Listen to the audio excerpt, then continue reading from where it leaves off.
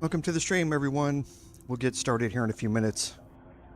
Sorry if I'm not as talkative as I normally am. I burned my dinner here at the last minute, and I had to remake it, and I'm trying to finish up before we get started. But if you have any questions, feel free to let me know, and I'll answer as best I can.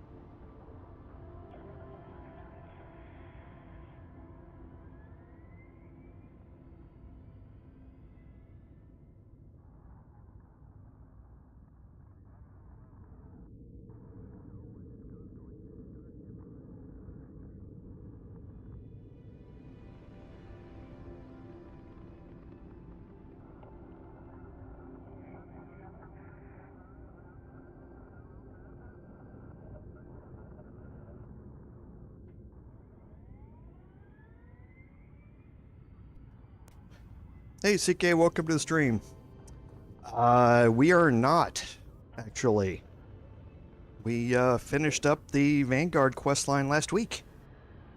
We got a bunch of Terramorph blasting in in last week. It went really, really well, actually. We are on to the Crimson Fleet questline. We started it last week, just barely, and got through the first mission of it, and we're going to be continuing that today. So we get to get our pirate on.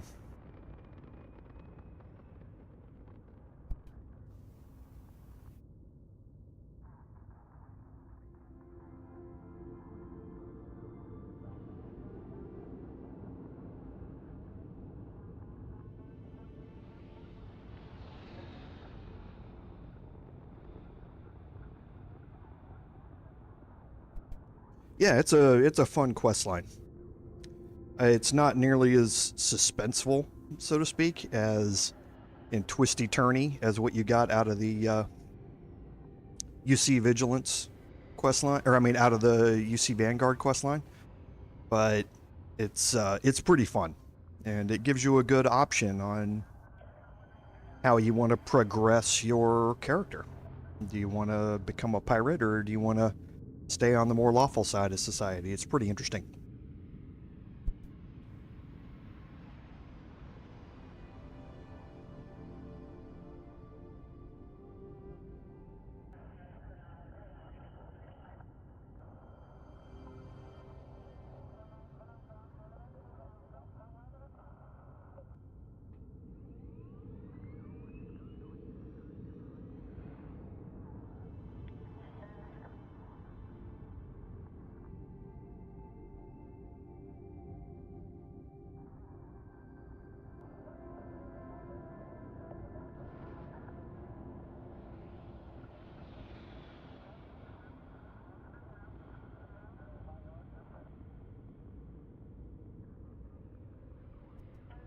that's a good question.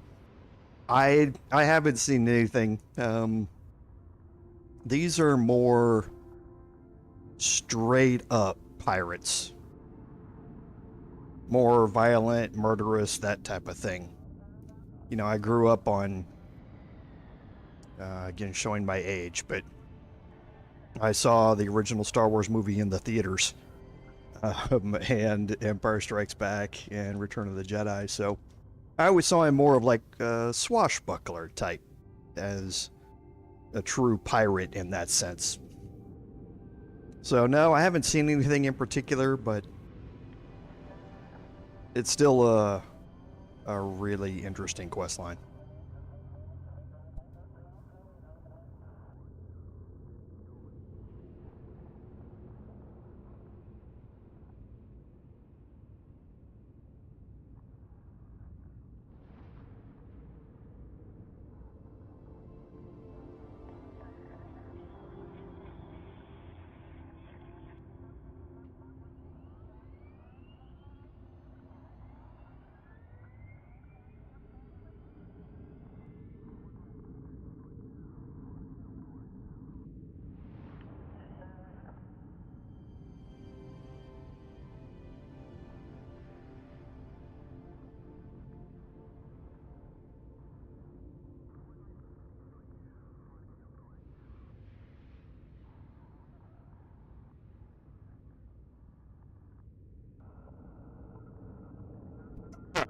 Yeah, no, that's pretty funny too.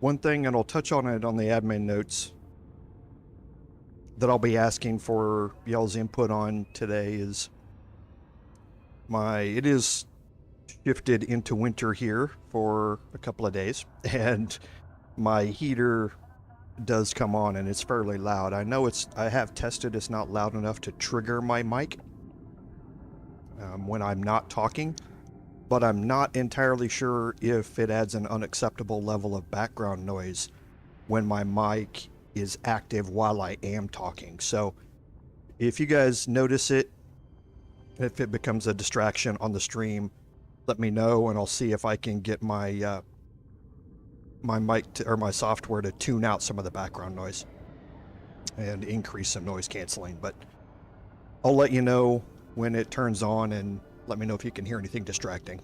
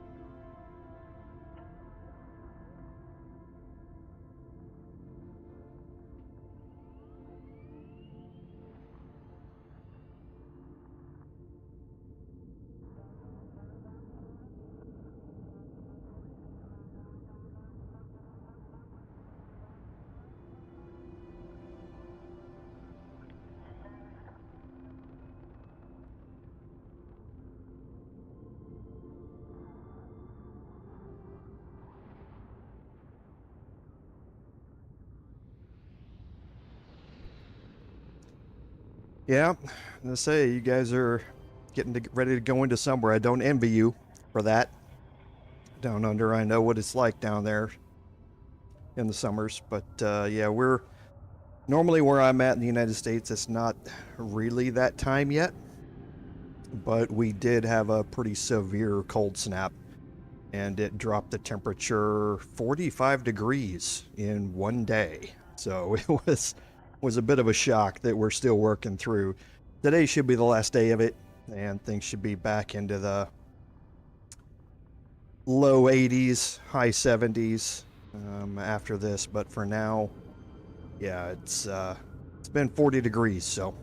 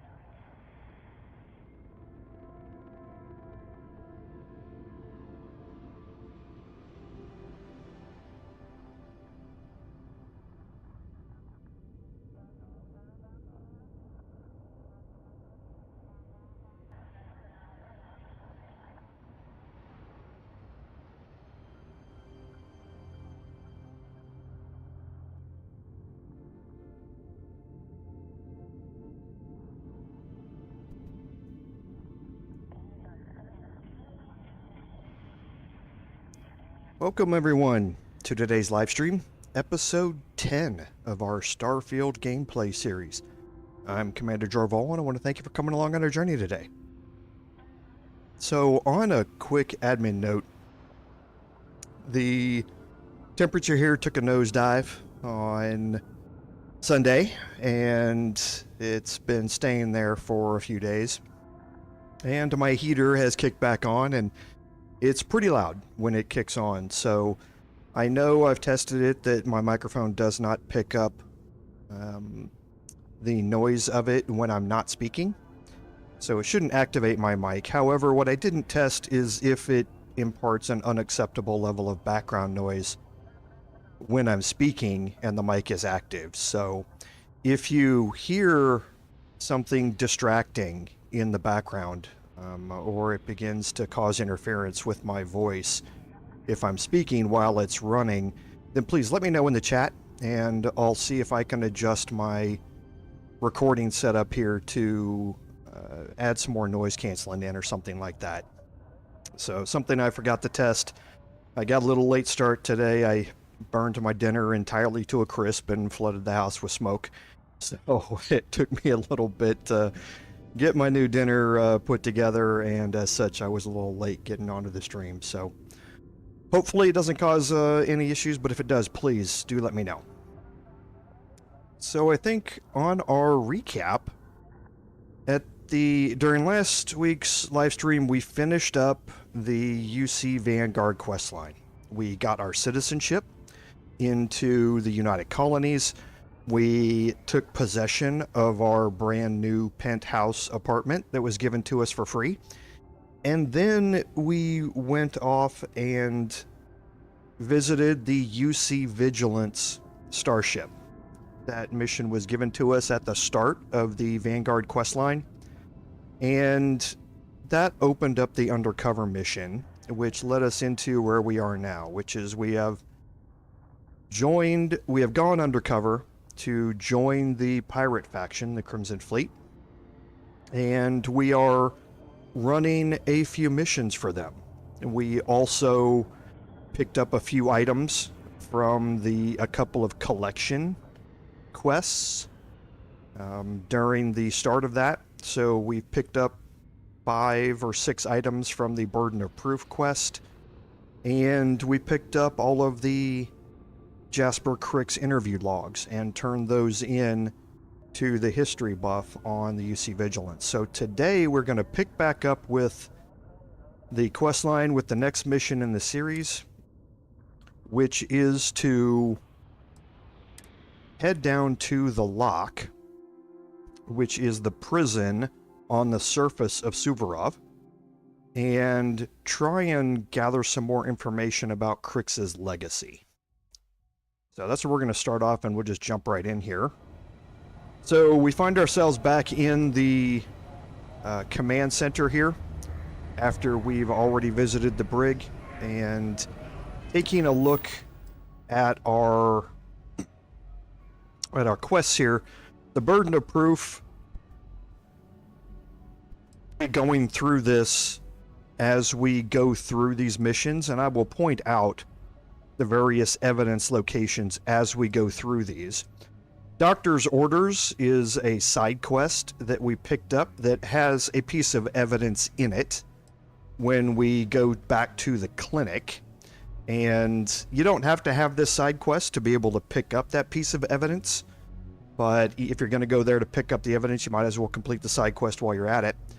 There's one more side quest that goes along with this, and that is received from Bog in the bar on the key, and that mission is part of reclaiming, or that side mission is called Reclaiming the Past.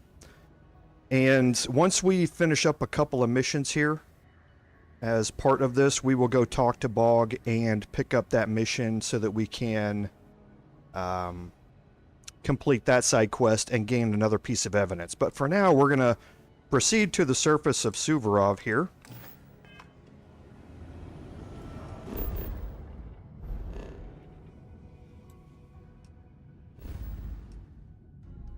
Suvorov is here in the Kryx system.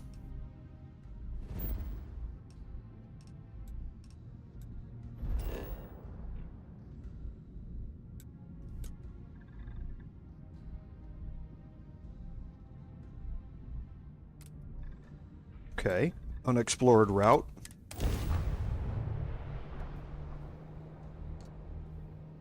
So we'll just jump back in here. Sorry, I think my mic was on for that. I apologize. So now we'll jump down here to the lock. It's vanilla, CK. For my first playthrough, I'm going to play vanilla just with the updates that they put out. My second playthrough will be modded. As always, this helps me identify bugs and errors as I go through that I can report on the forums, and things like that. But then, yes, I will definitely avail myself of mods as I get into a second playthrough. So here we are on the surface. Go talk to Delgado. About time you got here. I told you you were wasting your time, Del. Yeah? We will see. And Mathis, I am running things around here, so keep your mouth shut. You got that? Fine. All right. Listen up, because I am only going to go through this once. We are here to dig up any info about Kryx's legacy. We are not here to scrap for loot. Whatever you pick up, don't think, don't get creative, bring it straight to me.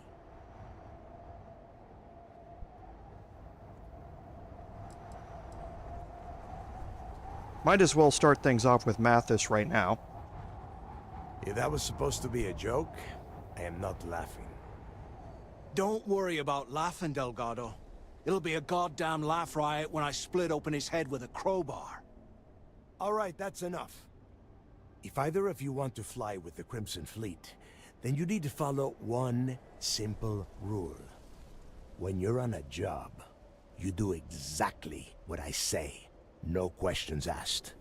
If that doesn't work for you, just say so, and I will leave you on this ice bar without a ship. You will be dead within hours. Yeah. We have a lot of ground to cover between the landing area and the lock, so let's get moving.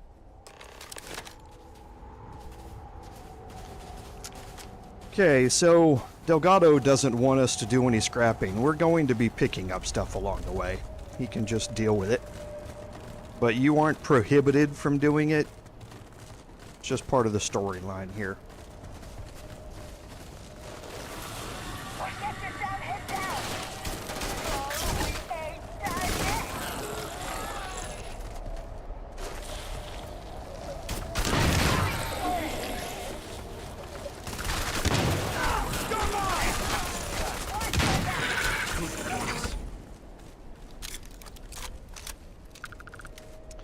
We're going to get attacked by these quite a bit, and as you can see, they all have some sort of crafting material, vital fluids, glands, hides, tissues, bones, that sort of stuff. So if you want to pick these up, feel free. We can pick them up for now because we are so close to our ship that we'll be able to drop these off whenever we want.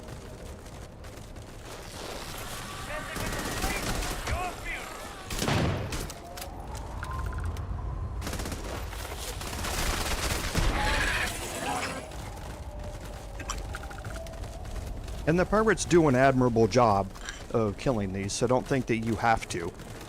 It's just a way to gain experience.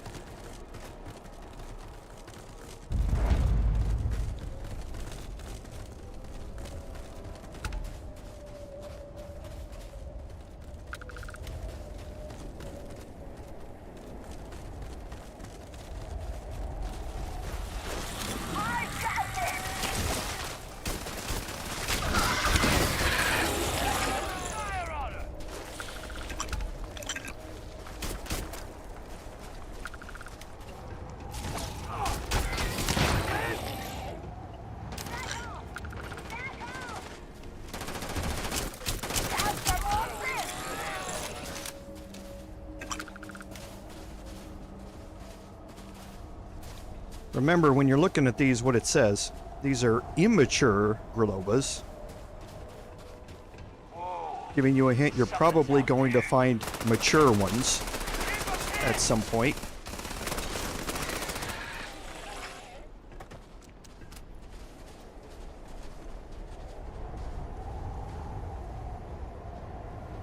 Nah, nothing to worry about.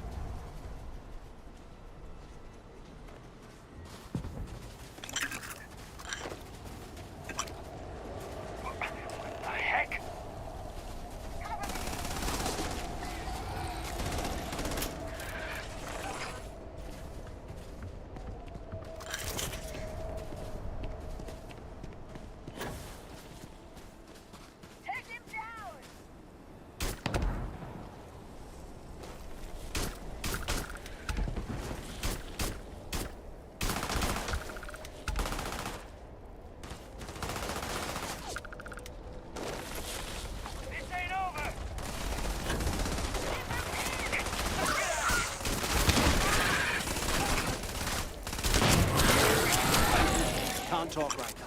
We've got a job to do. Wait, what was that?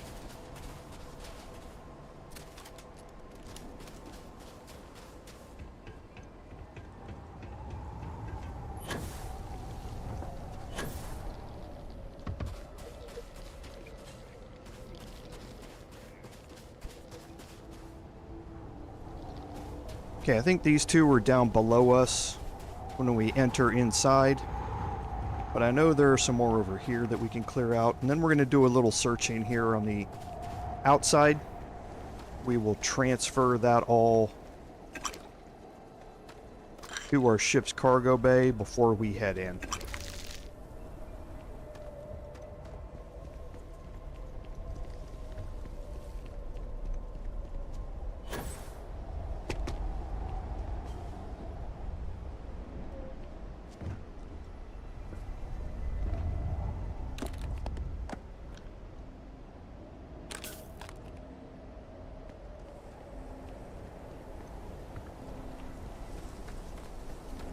Okay, so we'll head in here real quick.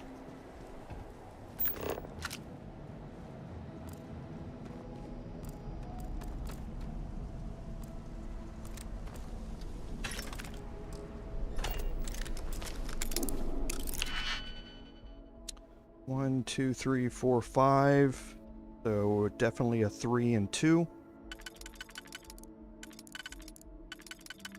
So not that one, it's got to be this one. That works, and that works, and then this one's gonna have to be this one, and this one.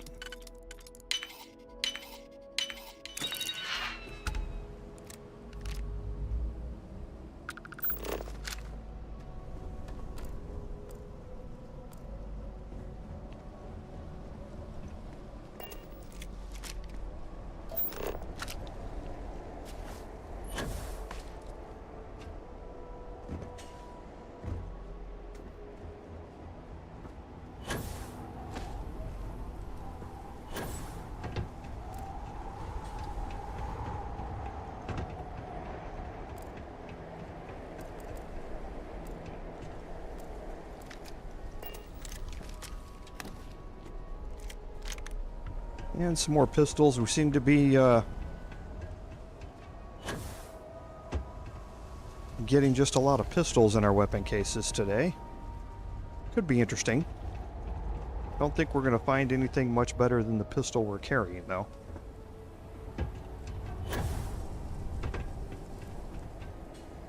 Okay, so this side's fairly cleaned out, so we'll head over here.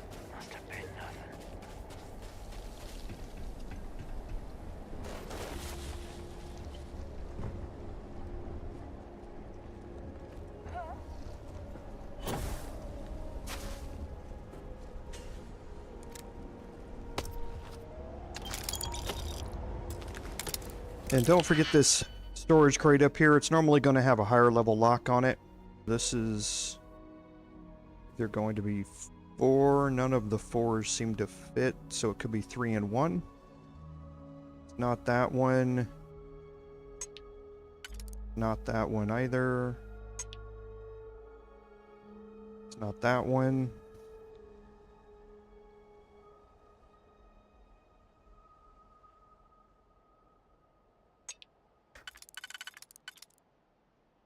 Okay, so it looks like it's this one and a 1. Right, and then we have 1, 2, 3, 4, 5, 6, 7, 8. So this is definitely going to be 4 and 4. So that one fits, and then we need this one probably. Yes. Then the outer run's 1, 2, 3, 4, 5. That could be a 4 and 1, and it might be this one. It is. There, and then here, and here, here, and here. Okay, so some crafting materials.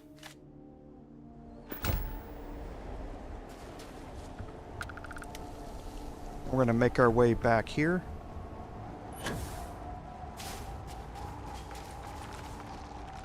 There's another large crate down here.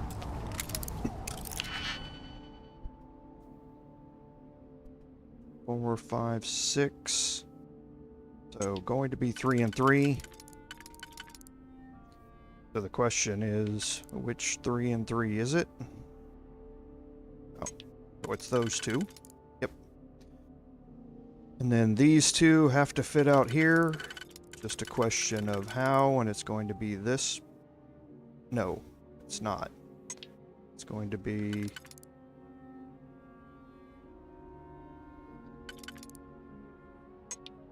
This one we'll place first. It's got to be here, right? Yes. Then there, and there, and there. Another crafting supply. There's more here, here, and here.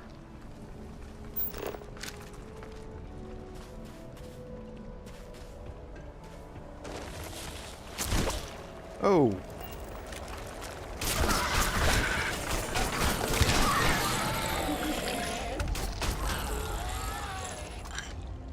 Okay, didn't expect them up here. I should have, though.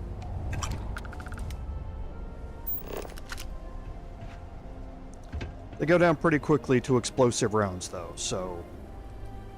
Really cool looking cannon there.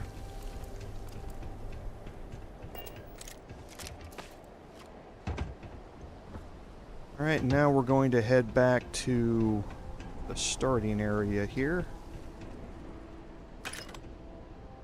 Refined Grendel in there.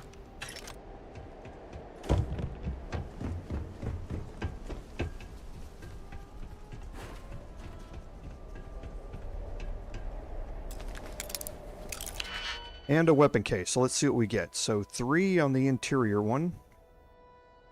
That's going to be 2 and... Well, could be this one, actually. Nope. It's going to be 2 and 1. So, could be that one. Yes. That middle ring's 1, 2, 3, 4, 5, 6, 7. So it's going to be 3 and 4.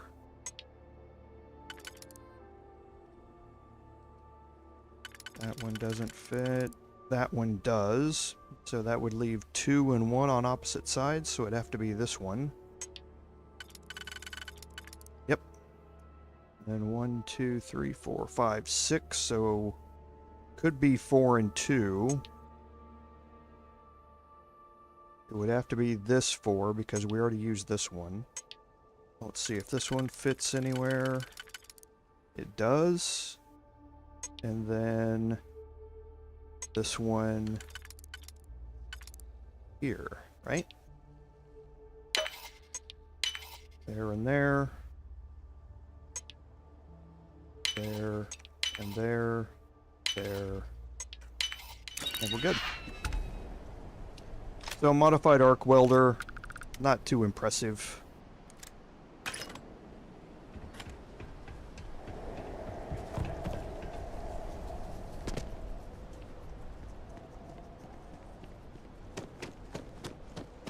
Okay, now we'll head. We've already been in here. And I think that's it. Yes. So now we'll go meet up at the entrance over here. Just make one last circuit and make sure nothing else pops up.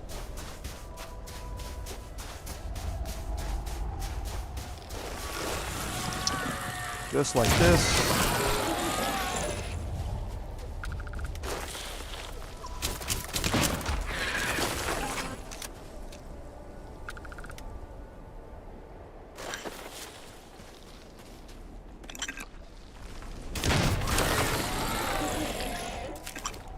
Explosive rounds are really cool.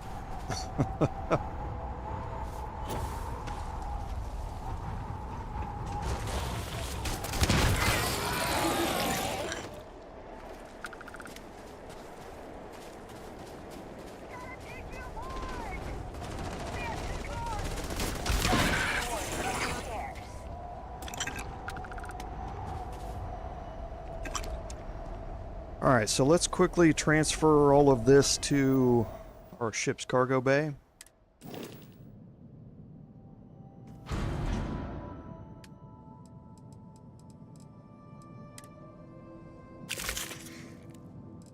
And what else are we carrying?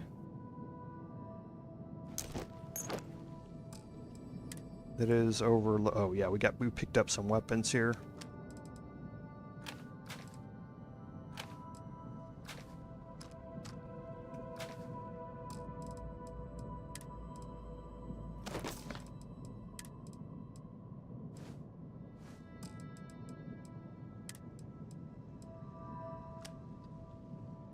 We'll put some of our frag mines away.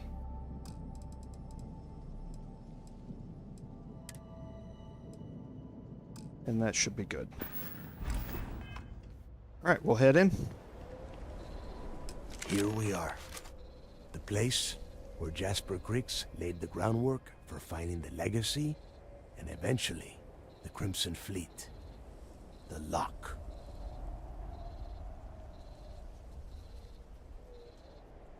Yeah, he needs to get this thing open, like, right now. It's freezing out here. Then crank up your suit heat, Mathis, because it's probably not going to get much better once we are inside.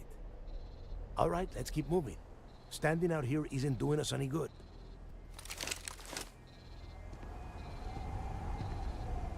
This ID card cost a small fortune. Let's hope it pays off. We are in. Let's go.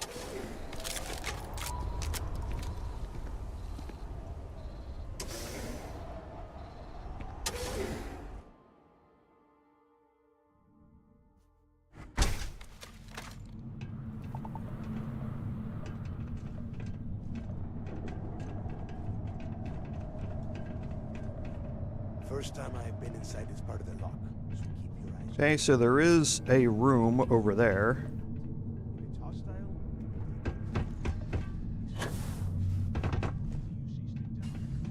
a couple of hundred at least. Might not look like much, but it was better than trying to survive on the surface. Much better. 1, 2, 3, 4, 5. Could be 4 and 1. We'll leave it for now. I don't know if that's going to be right. 1, 2, 3, 4. Because I think this one's going to be for the outside ring. 1, 2, 3, 4 on the middle ring. So could be 2 and 2 if this works. That does not work, so it's going to be 3 and 1.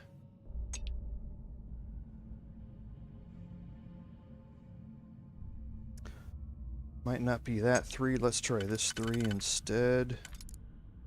Yes. Okay, so I think that's everything. So here, this one works. And here. Then here. And here, here, here. Eating on this place is like a goddamn dump. And now we can head down to the bottom here. Yeah, we've all heard the story. It's not a story, Mathis. It's history. Remember that. Now, keep your mouth shut and your eyes open.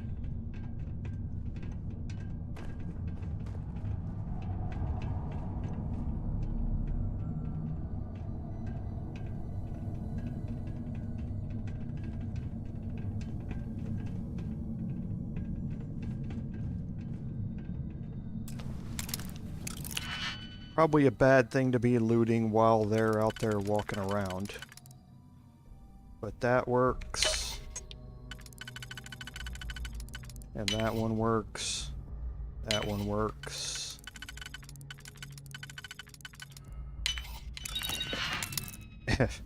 Used a digipick, got one back.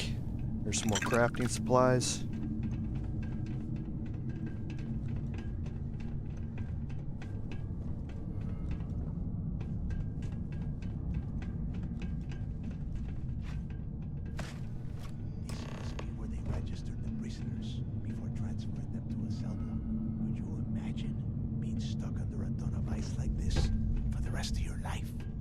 Yeah, sure. Must have been awful. Better them than us, though, am I right? Wait, shut up a second. Did you hear that? What the heck? Who was it? Let's go! Take them all down.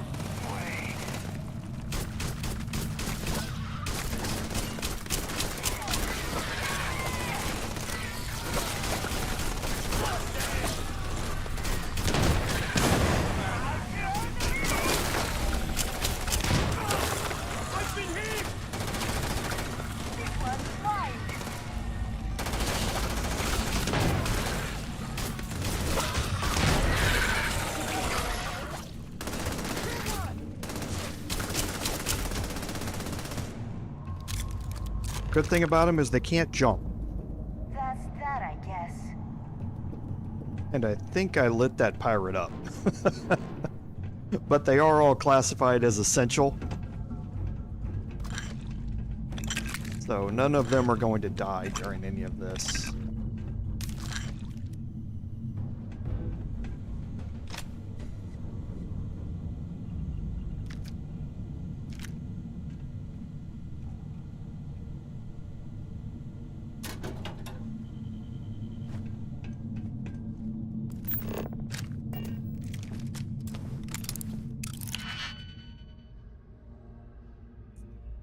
Frag mines are a little specific, CK, so I tend to keep some on me for encounters that I know are going to happen, and I can pre-plan for them, so to speak, but for the most part, there's plenty of them around, so feel free to use them quite a bit. I use the frag grenades a lot, however, I don't use the mines very much, like I say, unless I know that I've got a fight that I'm pre-planning for. So this one is a bit odd here. Does this one work? It does. Okay. Now 1, 2, 3, 4, 5, 6, 7. So definitely 4 and 3. So not that one.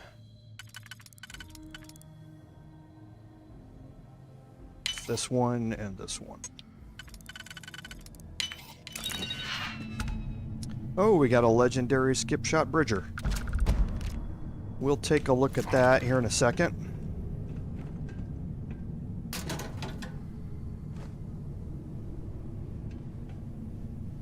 I don't use bridgers very often.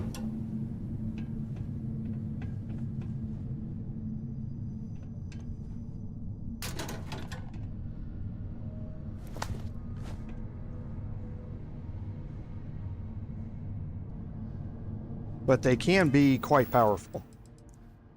So The Bridger is basically a big shotgun. It's got a low fire rate and high damage. So as such, it also fires a 40 millimeter slug grenade, basically. So it's like a, I guess the closest thing is like an M79 grenade launcher in the U.S. military. So it's, again, high damage. This one has Berserker, which isn't really a great trait. It's got Corrosive, which is nice because any damage over time effects are really good. And Skip Shot is meh. Every 4 shot fires 2 projectiles at once. Those 2 projectiles do come out of the shot inventory, so it basically means you use up your mag twice as fast. So if you miss that 4 shot and it shoots out 2 at once, then yeah, you got a problem.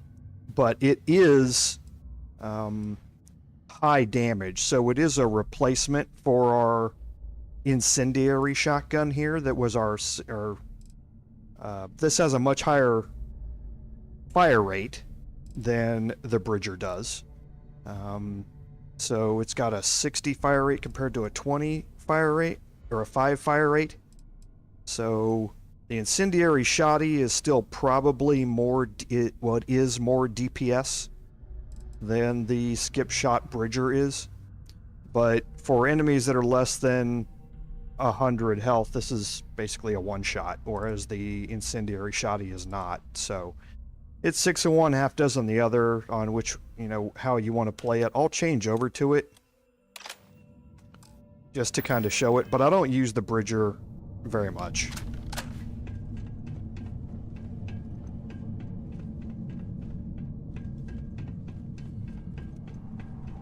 So we'll search around these exterior areas, and you're going to see probably another downside to the Bridger as we go through here.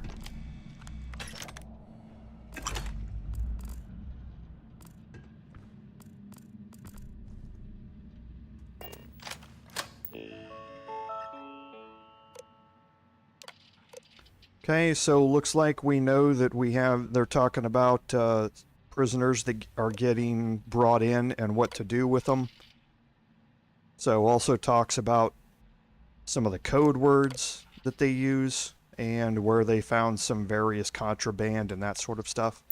Nothing very useful in this one, but you do want to keep your eye out for the computers that are around here, because there is some needed information on a couple of them to progress.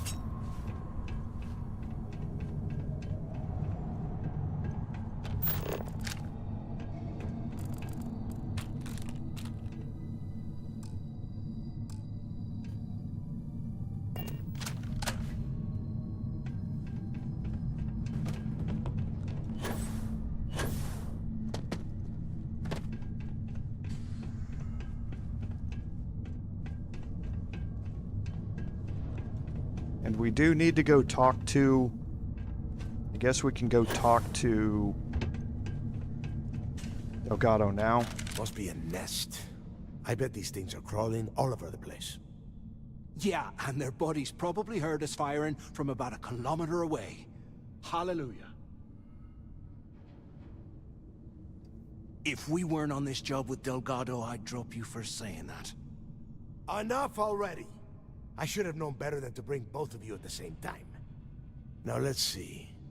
Looks like we are inside some sort of prisoner transfer area, but everything is locked down tight. Since you are such good friends, why don't you and Mathis head up to that control room and see if you can get some more of these doors open? Okay, so now we can continue exploring to get up to the control room. And Mathis is running over here, so we'll follow him. The whole roof's coming down!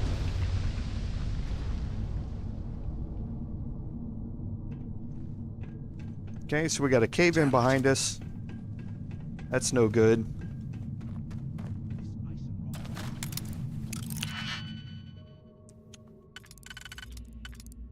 So here, that one works.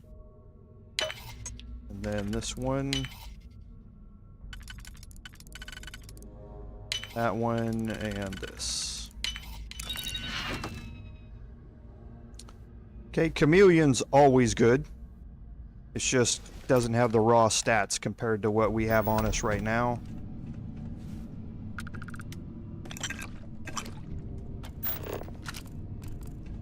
Well, this is just great. The hell are we supposed to do now? The plan?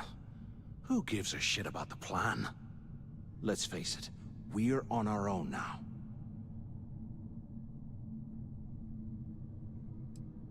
Well, yeah, we'll get to that eventually.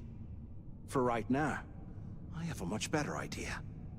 We use this opportunity to take out Delgado, and at the same time, make some serious credits for ourselves.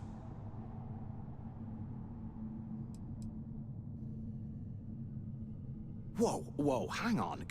Give me a second to explain. Let's pretend for a second Delgado's correct, and there's information here about Kryx's legacy. Once we get rid of him, we'll dig up the garbage ourselves and sell whatever we find to Neva. We'll be rolling in credits.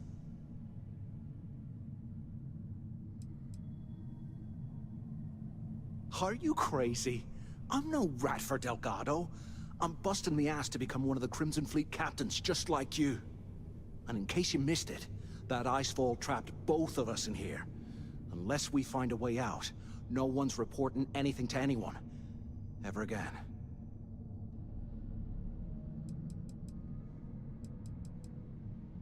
Oh, fine. Suit yourself. You know, for a second there, I was almost starting to respect you. Now, let's find a way out of here. So Mathis is not a guy you want to associate with. He's just an idiot that's going to end up getting everybody killed. But feel free if you'd like to. I guess that's one way through.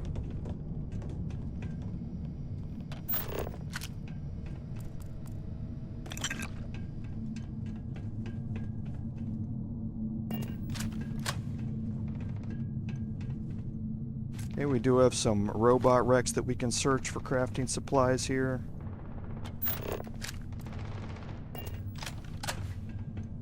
Your funeral! All right, Mathis.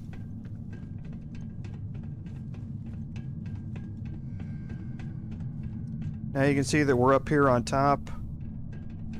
Okay, looks like some more of the local wildlife is getting taken out. Alive up there. Quit screwing around and pick up. Is anyone up there? Waiting to hear back. Answer if you can. Yeah, I'll get there in a second. Crap. Is this thing even on? Use the intercom up there if you can. Damn it. Is anyone there? Can either of you hear me? So the two of you made it, huh? Well, brush the dust off and listen up. We have obviously been cut off, so I need you to do two things. First, I want you to keep looking for a way to open the rest of the doors down here. Otherwise, I'm not going anywhere. And second, try and dig up whatever you can about Jasper Kryx. You both got that? Yeah? You'd better. And tell Mathis not to get any bright ideas, or I will gut him myself. Okay, so now we have to find a way to open the doors. So we have some more messages here about what the different blocks of prisoners are for. And we'll get more into those blocks as we go through this. So Jasper Kryx arrived, and he's going to be immediately put in D block.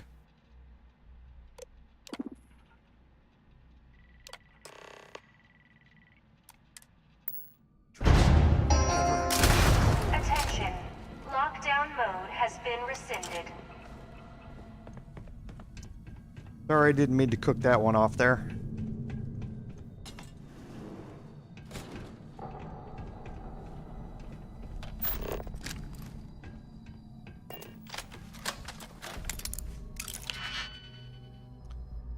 One, two, three, four, five, six, seven. So 4 and 3. That one works. And then I think it's this one. Yes.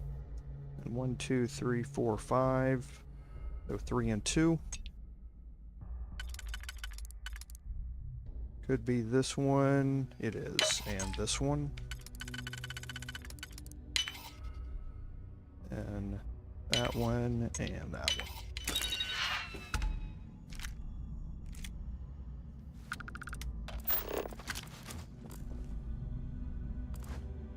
Whole bunch of prison scrubs. Some more ammo. Look at this dump. I can't imagine being stuffed down here alone. Poor bastards.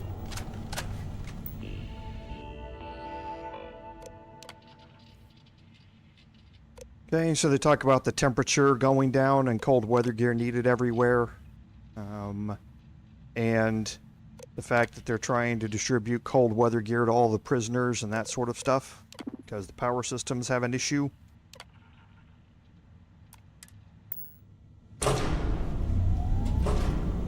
But this gives us power back and opens the door. What's that over there? Now, this area here is confusing. After action report, Guard Bryant reporting. The Shuttle Bay techs were complaining about hearing some type of banging or scraping on the access doors, so we were sent to investigate. We headed to the surface and immediately engaged some indigenous creatures that had been burrowing through the ice. We managed to drive them off, but I'm certain they'll be back. Fortunately, our squad only suffered minor injuries. First we deal with all the maintenance issues at the lock, and now this. If this keeps up, I'm going to request a transfer. Okay, so they've been having some issues down here. And we're going to see much more of that as we go. You should check it out.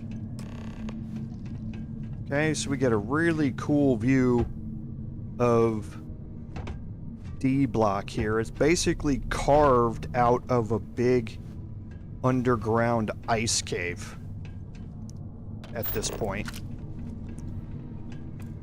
And what I mean by it being confusing is that your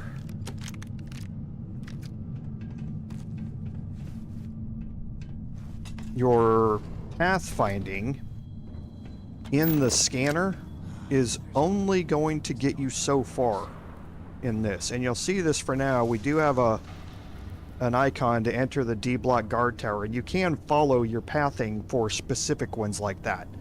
But when it gives you a mission that says go find this thing, it's not going to give you a scanner pathway to lead you to it. So you're going to see me, and I'm going to freely admit this now, you're going to see me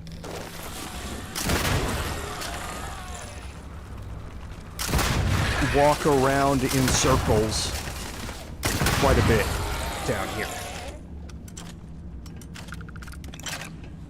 Because there are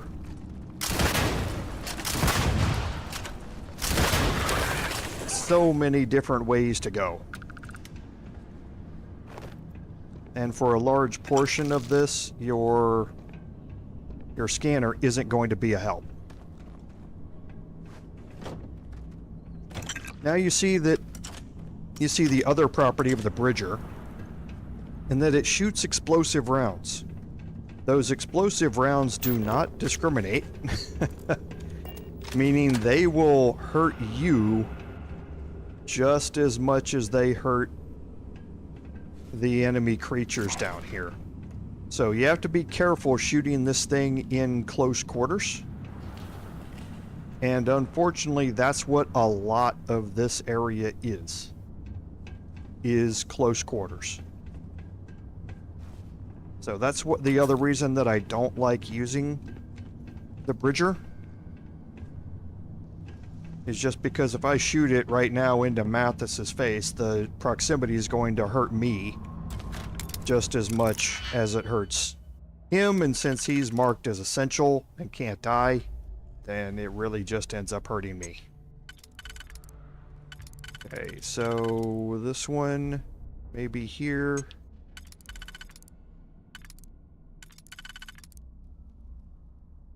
No.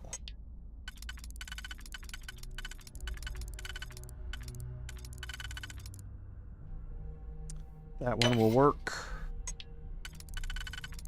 With that one.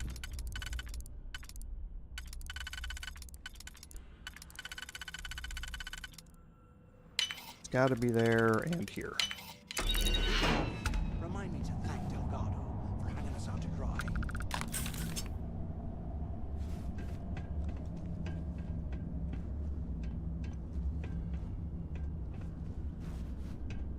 And the first part of this is fairly linear, so you don't have to worry about it very much.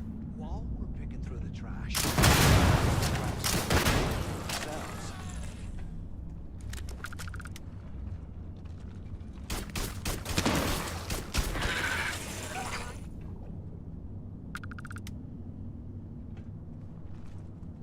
I think that one that's moving is just below me, and I choose that time to reload right when it shows up.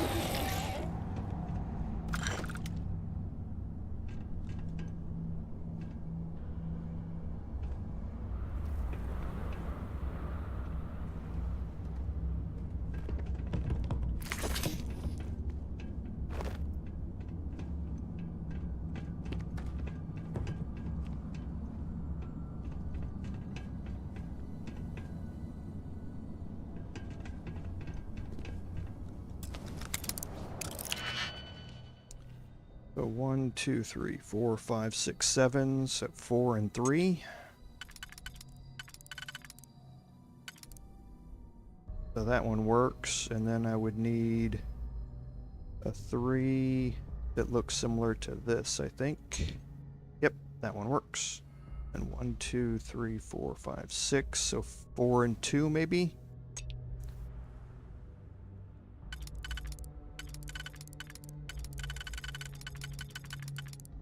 That works.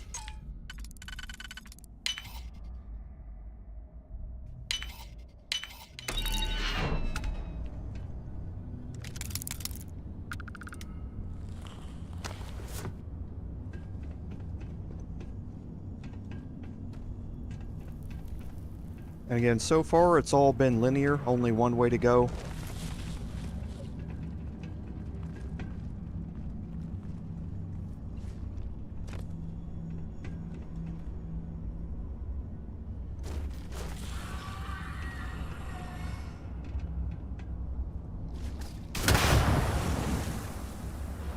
Can't hide from me. Cover our backs. You're not covering our backs. Where is he? Okay, Mathis sees him. There he is. The rocks he's throwing just barely don't reach up here.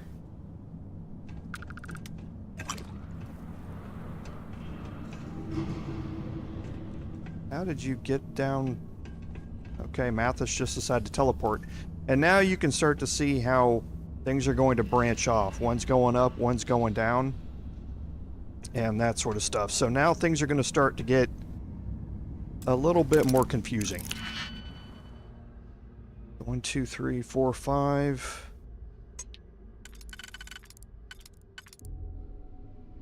So that one and this one. Yep.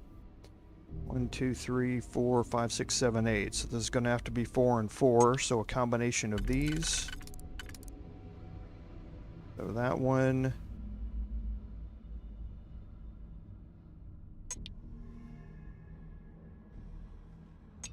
Oh, didn't even have to move it.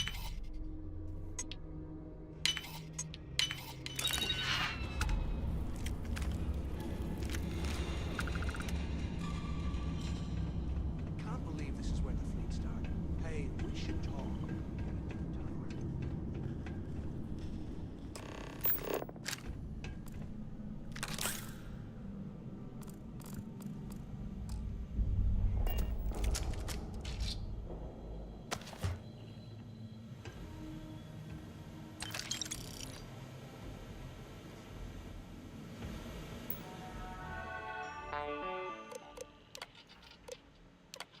Okay, so talks about the cell numbers here and the prisoners that are in them. We're obviously looking for Jasper Kryx, who's in D03118.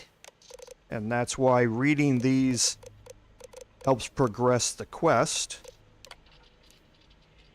So, nothing here other than some duty risks. Again, the high-risk prisoner unit, which is where we are now. And here, there are some items in cell D02106 that could be a catalyst for a possible escape attempt, and that opened up a side quest again. So, here we can unlock all the switches, and now we take a look at our quest here. You can see we need to open the cells in D block section 3, which is where Kryx's cell is, and we can also locate the cache in cell D02106. 03118. That's a place to start, I guess.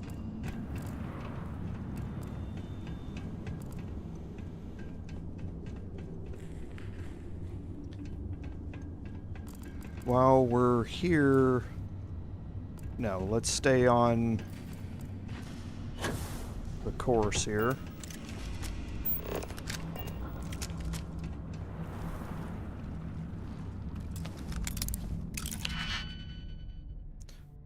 Ooh, lots here. 1, 2, 3, 4, 5, 6. That's going to be 4 and 2. That one works, but it would have to be two opposite from each other, and we don't have that. So that one works, and then maybe this one? Yep. 1, 2, 3, 4, 5, 6. So again, 4 and 2. Nope. Nope, so that one isn't used. That one's used for the other one.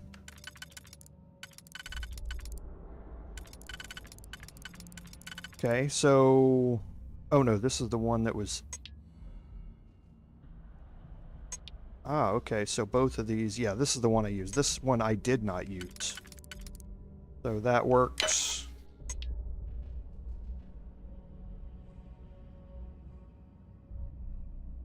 Did I mess... No. That works. Then that works, and that works.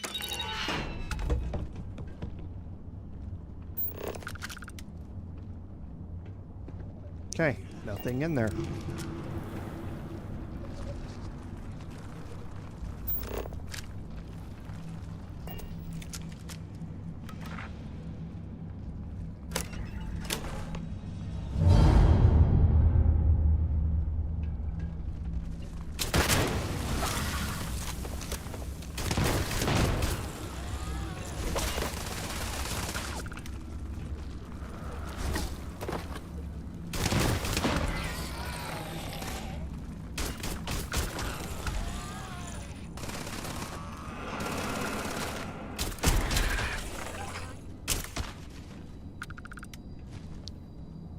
Okay.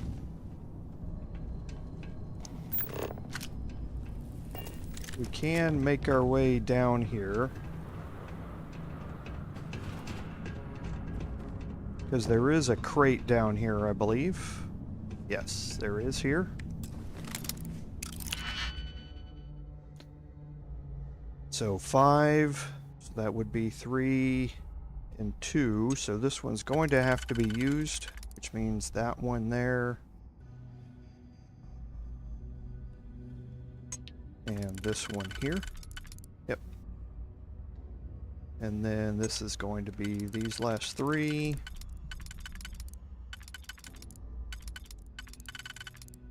So this one's going to have to be here,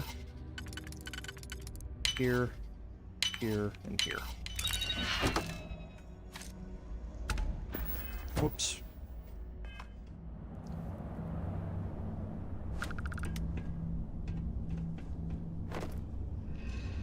What I wouldn't give for a space here. slowing us down. Alright, so now we can head back up.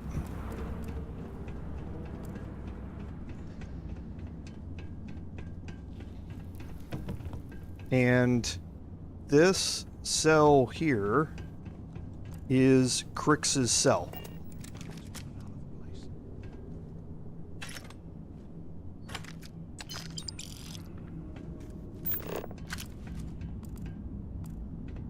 Or, no, this was the optional cell.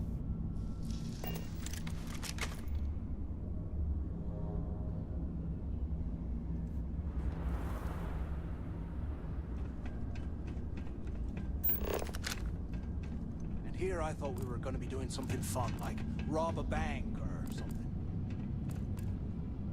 Oh, yes. No, this is Kryx's cell. This is... yeah, 03118. This is Kryx's cell. The lamp. Today, I bumped into someone in the mess hall yapping about a ship carrying a fortune in credits. I know it's usually bullshit, but he seemed to have details. After striking up a conversation, I found out the ship was a Galbank transport named Legacy that went down in some remote system during the war. This is exactly the score I'd been waiting to find. I need to contact Carter to let him know it's time to get off this rock. He'll help the mining detail slip into the utility closet in the ventilation room. That's where we'll dig. Not up, but through. Right to the armory. Carter mentioned that security keeps rotating codes on all the terminals in the lock, so we'll have to coordinate this carefully. For now, we'll continue using his locker in the showers area as a drop point for the code to the utility closet. By this time next month, I should be out of this dump and uploading those creds into my account. Okay, so now it's going to direct us to Carter's locker, and that's where... We play this right, and we're going to be filthy stinking rich in no time. And that's where your scanner is going to be leading you, but then you go, wait, the scanner's not leading me anywhere. Oh, there it is. That's because, like I said earlier, sometimes you're going to have to get yourself into these areas yourself, and your scanner's not going to be very much help as you're trying to do that. We also need to...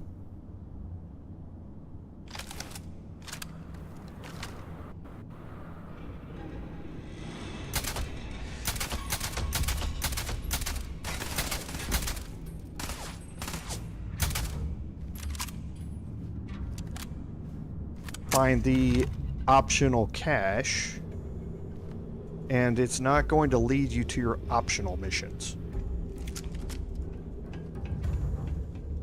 You won't last long!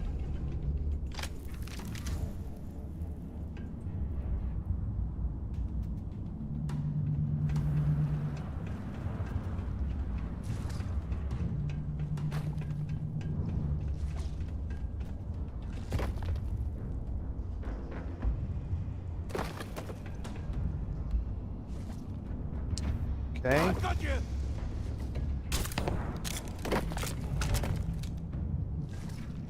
You barely even count its target practice!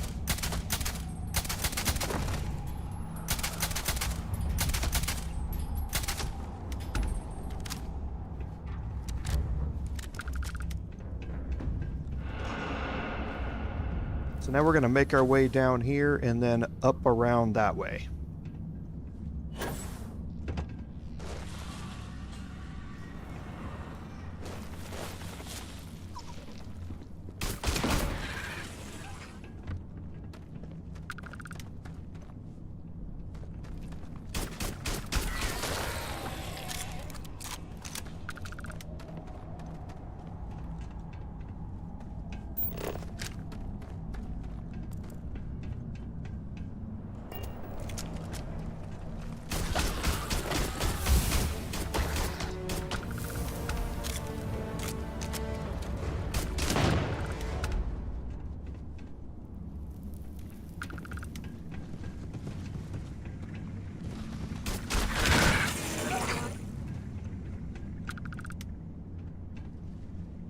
Okay, and here is this optional cache. It says unlock requires a computer. Okay, your scanner's just leading you into that area, but that's not very helpful.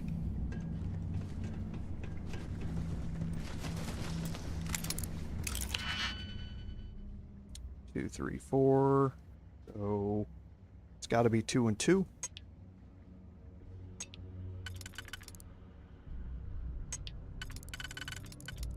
That works, and then 2 and 2 again. These two.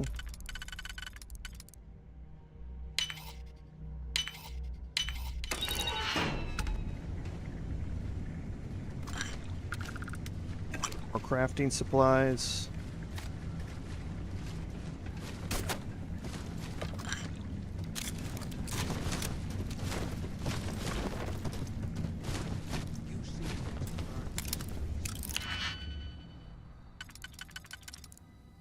So that one, nope, that one's not going to work. This one will, and then this one on the inside, yes. So now it's got to be this one, and this one.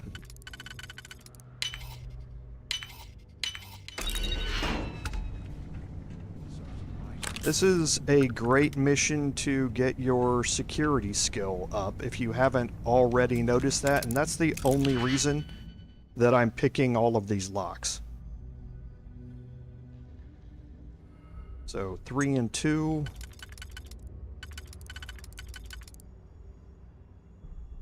That one doesn't work.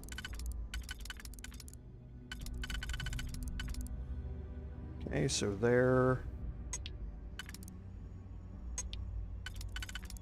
There, that's the inside, and then 1, 2, 3, 4, 5, 6. So that could be 4 and 2. If it is, it's this way. And this one? Yep.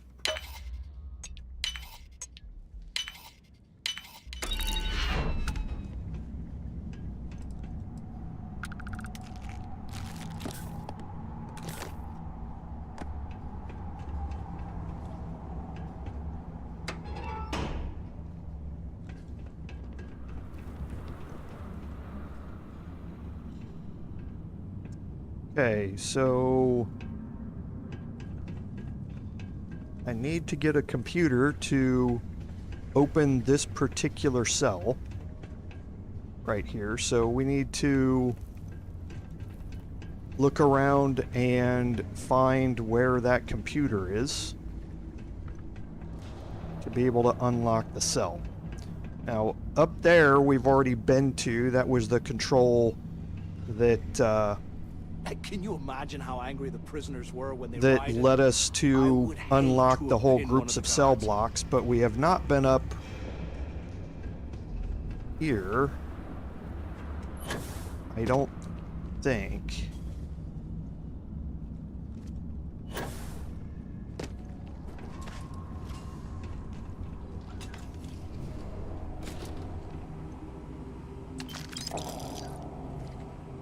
After action report, Guard Bryant reporting.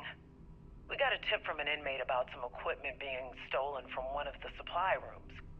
We did a thorough sweep of the place and came up with 2 mining lasers and several power packs missing. After the alarm was raised, all of the inmates' cells were searched, but we turned up empty-handed. I have no idea how the inmates were able to get into that storage room and hide that gear without being picked up on camera. I'm starting to suspect that the inmates could be receiving help from some of the staff of this facility. Okay, so a couple of mining lasers, so we know already that Jasper was planning to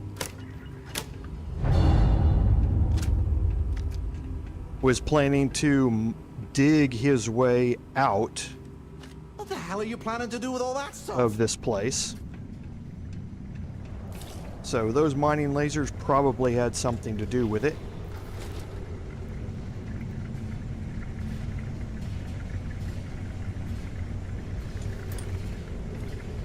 And here we end up at Carter's locker.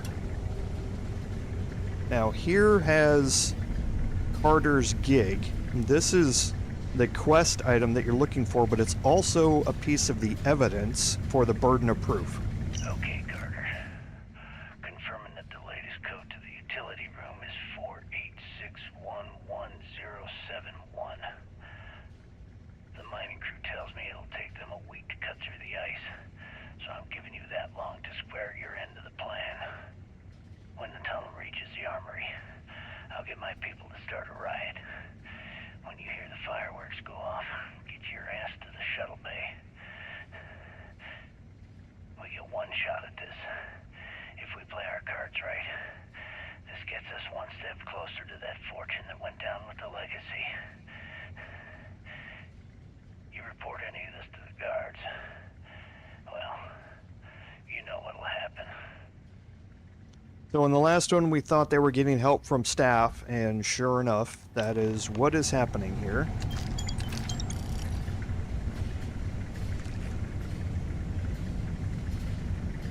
Okay, and that kicked off the burden of proof up there in the upper left-hand corner, so we did pick up some more evidence to give to her. So 1, 2, 3, 4, 5. I don't think this one works down, and this one it doesn't.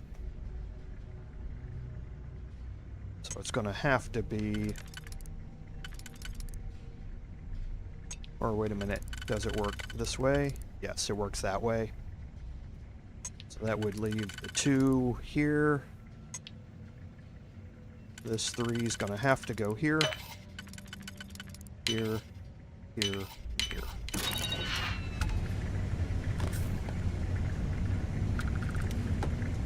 Okay, here's Kryx's journal entry 04.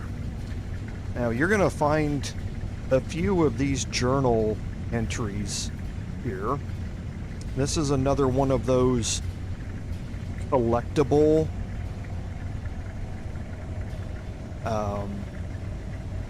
quests but these are kind of like the skill books that used to be in Skyrim, and I'm assuming in Fallout as well. There are various journal locations scattered around which will give you permanent bonuses for various things, and this is one of them. There are... trying to remember if there are 5 I think those things are crawling right behind. total. I think there are 5 total journal locations that offer you different things. So this is number 4 out of it. So we're going to get store prices are permanently reduced by 2%, and we permanently sell items for 2% more on top of any other bonuses. So by picking it up, it automatically gives you a skill bonus. You don't have to do anything, just picking it up and reading it gives you that bonus. So it's going to be in your best interest to search out those other journal entries as you go through the Crimson Fleet questline series. Okay, so now we have... that's Kryx's escape tunnel. This is the cell that we are trying to gain access to. Over here. Oh, and we did. Because we already opened up the... we hit that button on the wall in security, and that unlocked this cell.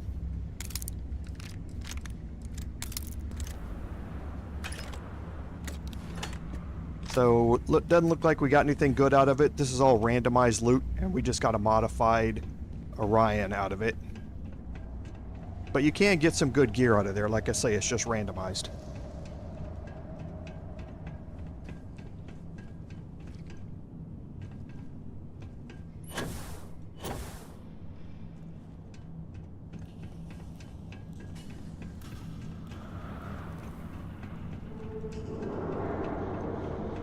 Yeah, the Crimson Fleet questline has a lot of collectible quests in it. Okay, so a master level lock. This is the highest level lock that there is in the game. And this is going to be, I think, the last one that I have to pick in here. So we've got 5 on the inside. So could be 4 and 1. But I don't think this one lines up. It doesn't. This one doesn't line up. This one doesn't line up. This one does. And that one. So those two right next to each other are done. 1, 2, 3, 4, 5, 6. So could be 4 and 2. That one doesn't line up. This one doesn't line up. Oh, sorry, I'm looking at the wrong one. 1, 2, 3, 4, 5, 6. So yeah, 4 and 2. So here, nope, that one doesn't work. This one doesn't work. And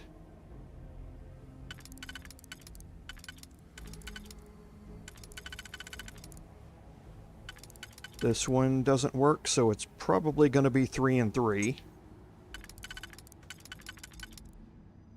So that works, and then I would need...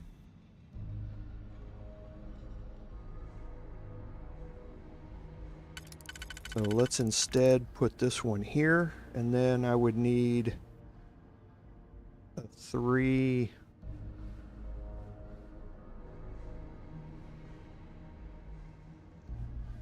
Nope, doesn't look like it. This one...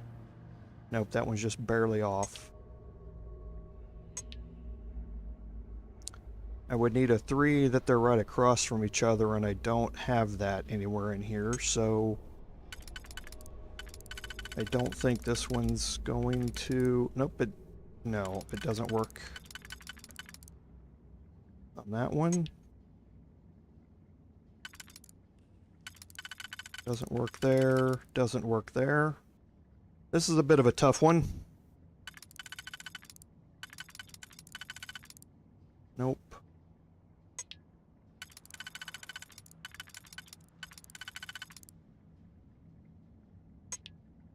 Yeah, this is a bit of a tough one here. So it's 6, it's definitely 3 and 3. That one works. And then this one here. Okay. So then 1, 2, 3, 4, 5. So could be another 4 and 1. No. This one doesn't work anywhere.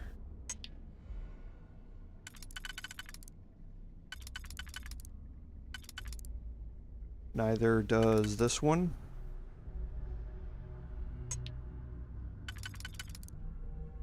Neither does this one. So it's going to be another 3 and 3. 1, 2, 3, 4, 5. Or 3 and 2.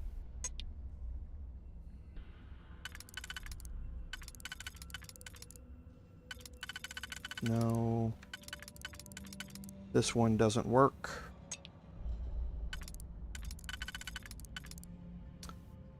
This one doesn't work either.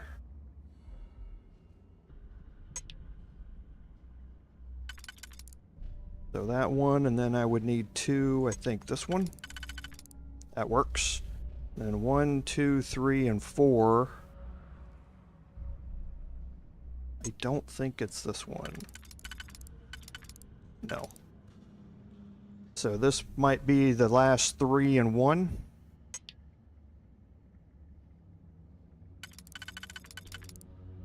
It is. So now I have to try and remember these. And then I know this one was right. So that means it's this one. And then this was this. And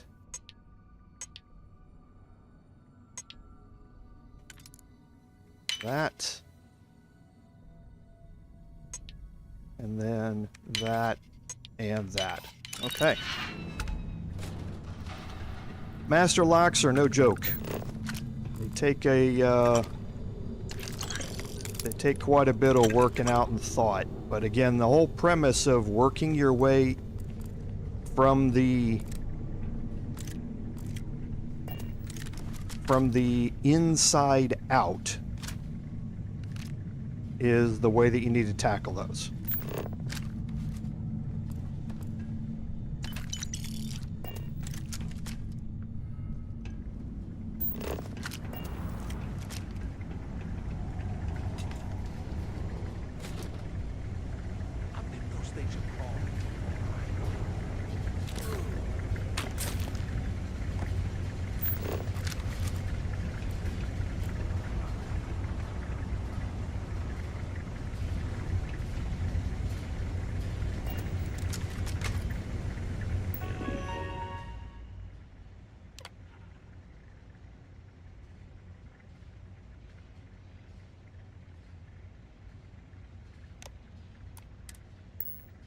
Okay, while I'm here, I just want to quickly look at something real quick.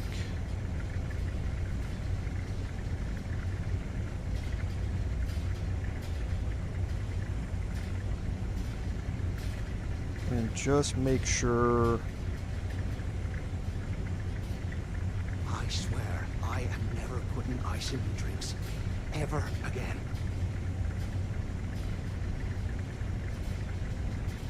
Okay.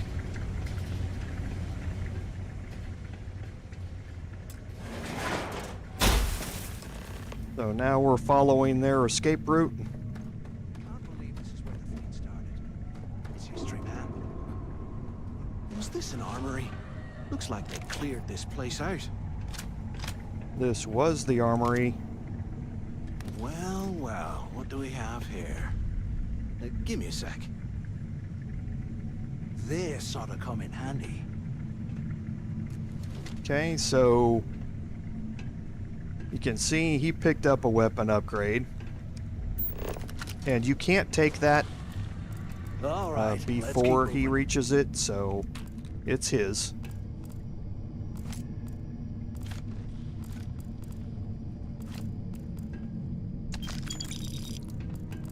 But here you can see there's a lot of stuff sitting over here.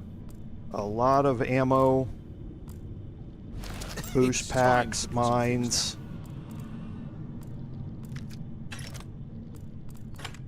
So loot everything that Jasper did not loot when he left.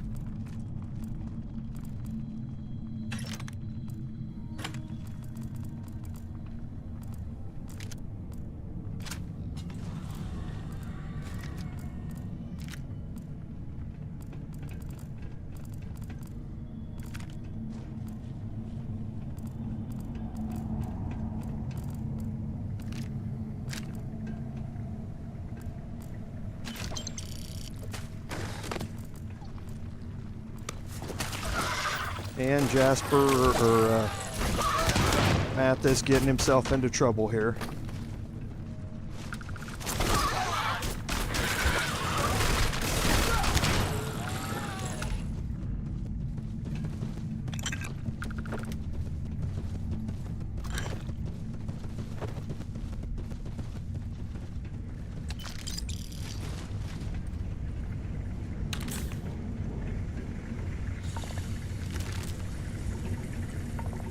Oh, and you are going to find these puddles on the ground. Don't step in them like I did.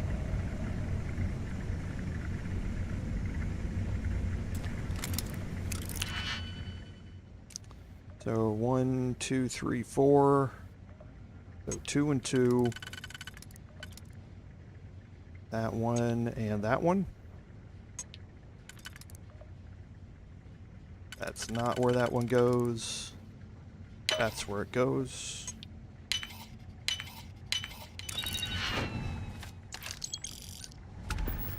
Whoops.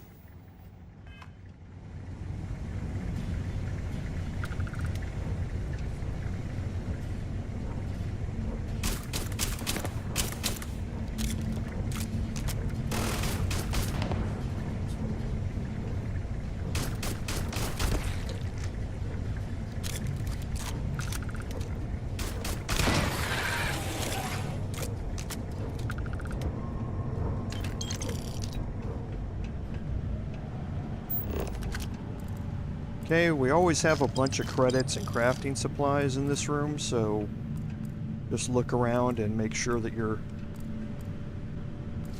picking up everything, and we do have a safe here. Advanced lock is not too bad. 1, 2, 3, 4, 5, 6, 7. So it could be 4 and 3. So that one works. Then we would need something like this. Yes. 1, 2, 3, 4, 5, 6, 7. So another 4 and 3.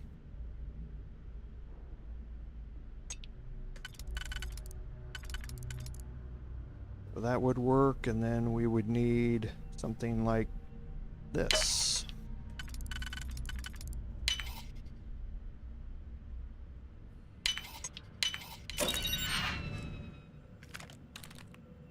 Okay, so we picked up our first mag shot. This is, again, a high damage, low fire rate pistol. It's got instigating, which is good. Deals double damage to targets with full health, so on that very first hit, you're going to be doing really high damage. And then it's got Hitman also, plus 15% damage while aiming. So those two are a couple of pretty good traits. Let's see how this compares with what I've got. So it's got lower fire rate, higher damage, lower mag size, lower range and accuracy. The extra damage is nice for Hitman. However, I do have damage over time and explosive rounds on the side star, so I think with the higher magazine, the higher fire rate, I'm still better off with the side star that I've got. It's amazing this entire place hasn't collapsed by now.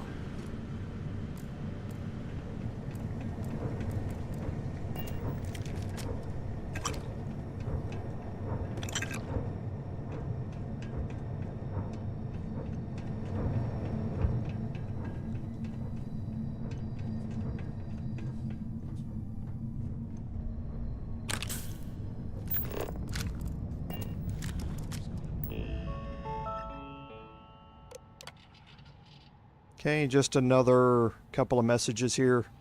Some birthday parties that got out of hand, and a trivia game that you can play, but it gives you the answers right there, so it's kind of hard to go through it yourself. It's been a couple months since my arrival at the lock, and the place is continuing to go downhill. We've been dealing with heating malfunctions, communications issues with the key, faulty electronics, and unpredictable surface conditions. How this place manages to function at all is anyone's guess. No one's bearing the brunt of this more than the inmates. Normally, I wouldn't give a damn about them, but this is downright inhumane. I'm starting to get nervous that we're going to have a riot on our hands if conditions don't improve. Okay, just some complaints that you would expect to get.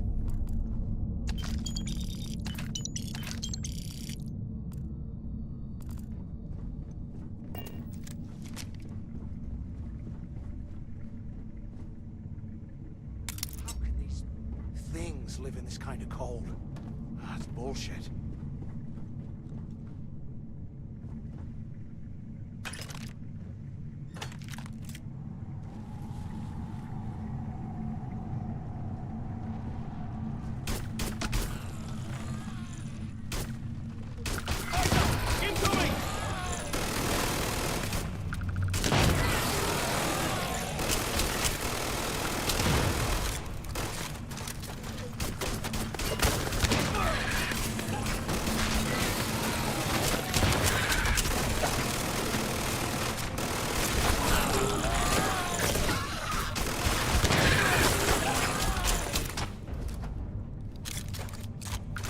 You go, Mathis. That's what's fun about that encounter with Mathis, is all you hear is him just letting loose. He's like Hudson in the med lab in Aliens. It's a great encounter. 1, 2, 3, 4, 5. No.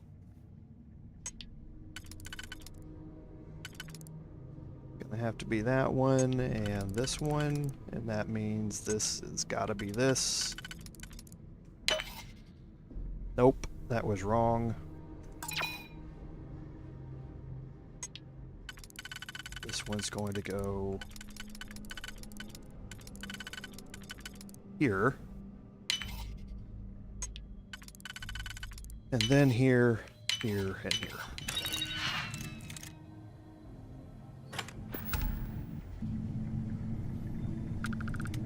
UC must have burned some serious cash when they lost this place.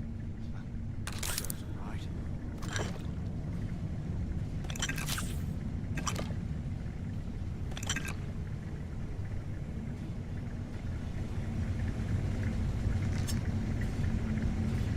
I'm on my second day at the lock, and I've already had a close call. Big fight broke out at C-Block, and Gillespie sent us in to break it up. Might have been half a dozen inmates. It was hard to tell. We almost had it under control when one of them stuck a shiv into my leg.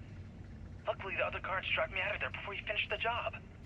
Seems like the genius who designed this place didn't realize that the inmates would start carving weapons out of the permafrost. So now I'm cold, I'm tired, and my leg hurts like hell. Great way to start my first tour at this dump. Like I say, typical musings and complaints and that sort of stuff like you would hear from any soldier or security guard stationed somewhere.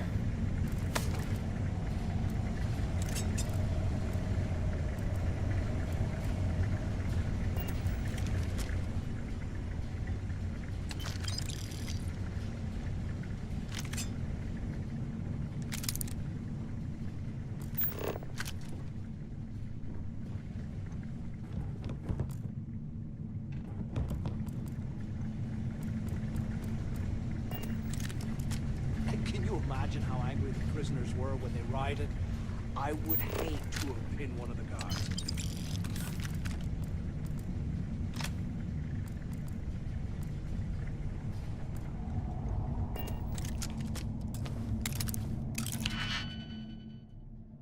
One, two, three, four, five.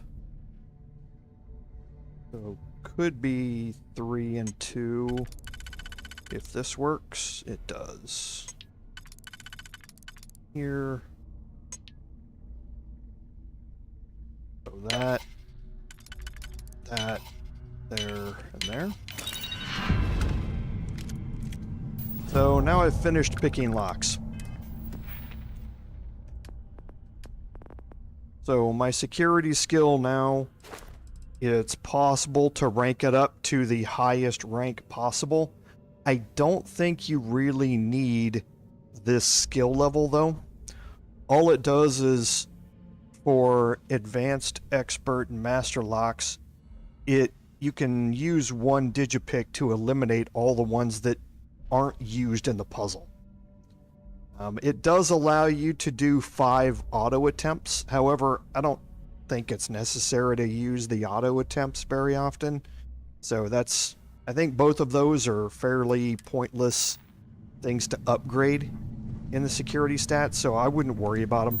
If I were you, I'd save that skill point for something else more useful. What would we give for a space heater and a hot cup of bogs right now?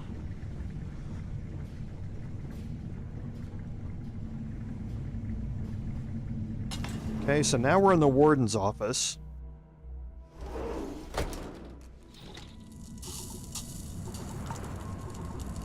And once we're in here, before you Looks like use the intercom, take a second to look around. Right next to the shuttle bay for quick escapes, I bet. 1, 2, 3, 4, 5, 6, 7, 8. So it's got to be 4 and 4. And they're all pretty much on the same side with each other. So it's not this one. It might be this one. So that would leave 1, 2, 3, 4. No, not this one. Can't be that one. Could be this one. That would leave 1, 2, 3, and 4, which would be this one. Yes. 1, 2, 3, 4, 5, 6. So these two are used. So yes, that one. That one. That one. And that one.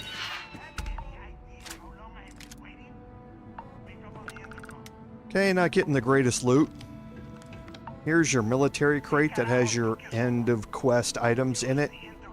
So ablative is not a great trait on a piece of gear. Use the warden's intercom near the window. Find it. I was about to give up. Look out the window. Over here. Where have you been? Quit screwing around and pick up.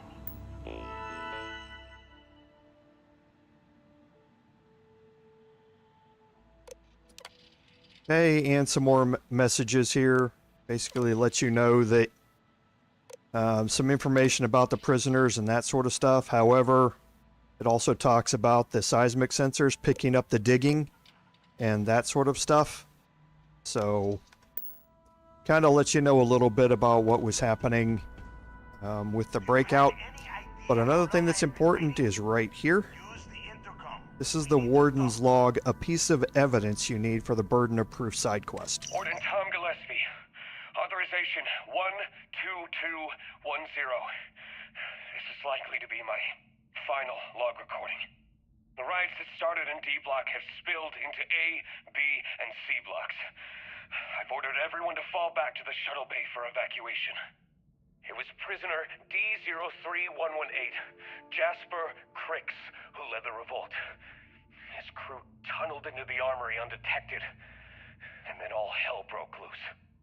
If the log is recovered, I urge the UC authorities to perform a full investigation, as Kryx undoubtedly had help from the guards and the staff.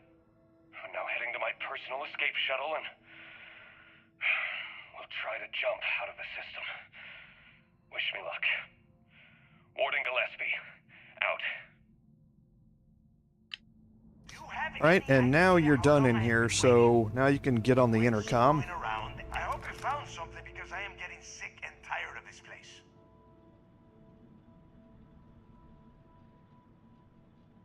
I knew it. Everyone said I was out of my mind, but something told me we'd find the answers down here. Looks like I picked the right person for the job. Hey, what the hell? This is bullshit, Delgado. I helped plenty. Is that Mathis? Tell him to shut up. I will deal with him later. Whatever. Okay. Now all we have to do is find the way off of this planet. Let me see. Here we go. I'm looking at schematics for the lock, and I don't think there's a way to get you back to the surface from there. But I can open the outer doors to the Shuttle Bay and let you fly one of the shuttles down there directly up to the key. Good answer. You're learning fast. Okay. Let me see. One of these probably opens the door. Shuttle Bay activated. Initiating the entry process. Please stand by. Yup. It's got it. Might take a while, though. Those bay doors have not been opened in almost a century. You have done a hell of a job, Rook. We will talk when you get back to the key.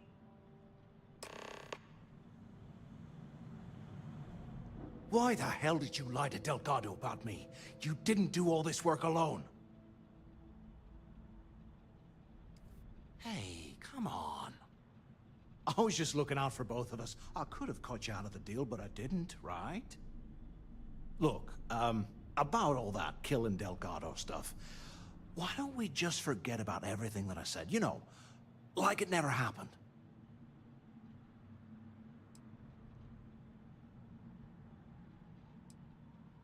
Yeah, of course, don't worry, I'm good for it.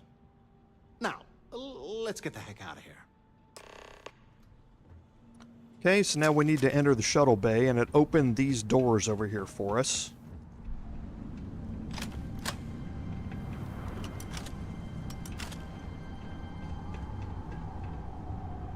Okay, and this looks a little ominous, right?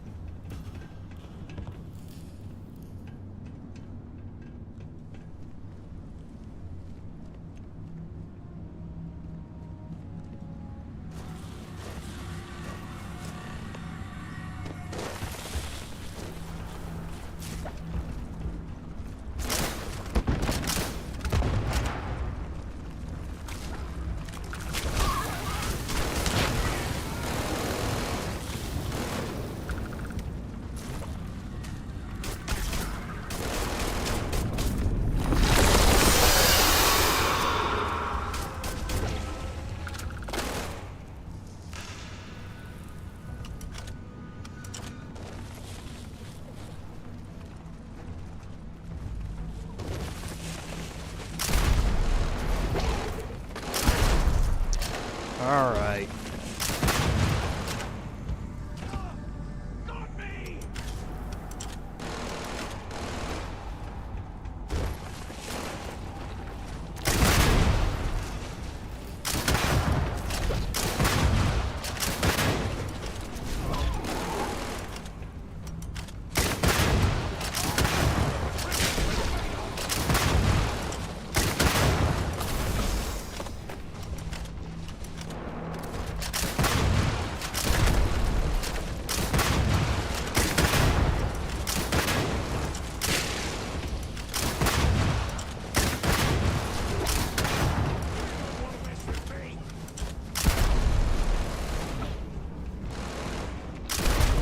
Ah.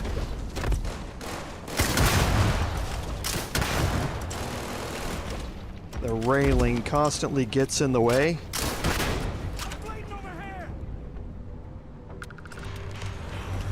The other thing I don't like about shooting the Bridger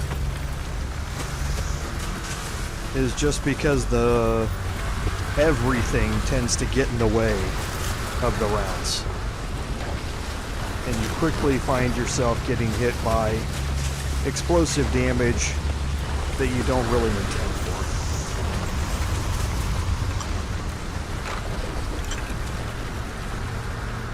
So it's got alien genetic material. We've talked about that before during the Terramorph UC quests, that the 500 damage resistance and 500 energy resistance for 30 seconds can be one of those fall back, oh crap moments where you're really in danger and you need to either run away or get off those last few shots to kill something. Popping an alien genetic material can possibly give you those last few seconds to get out of a situation.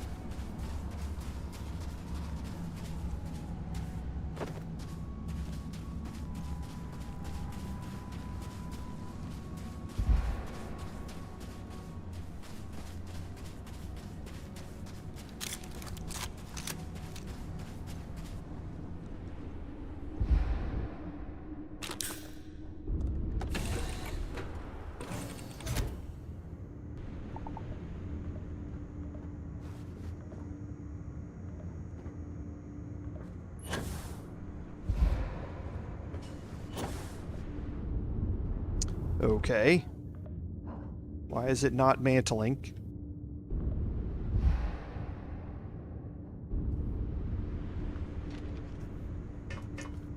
Sometimes.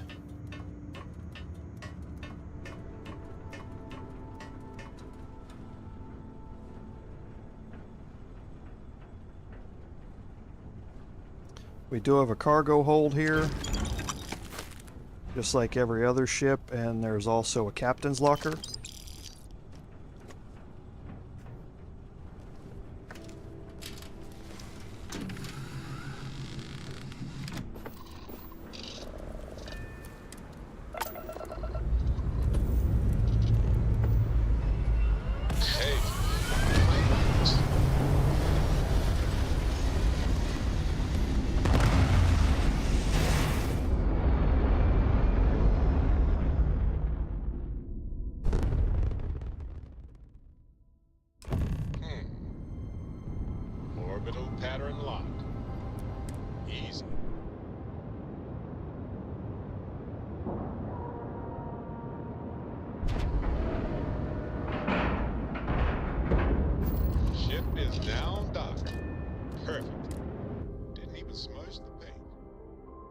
Okay, so boarding that shuttle made it our home ship, and we definitely don't want it to be, so we're gonna go in and talk I to always thought heat leeches were just pests. Jasmine in here.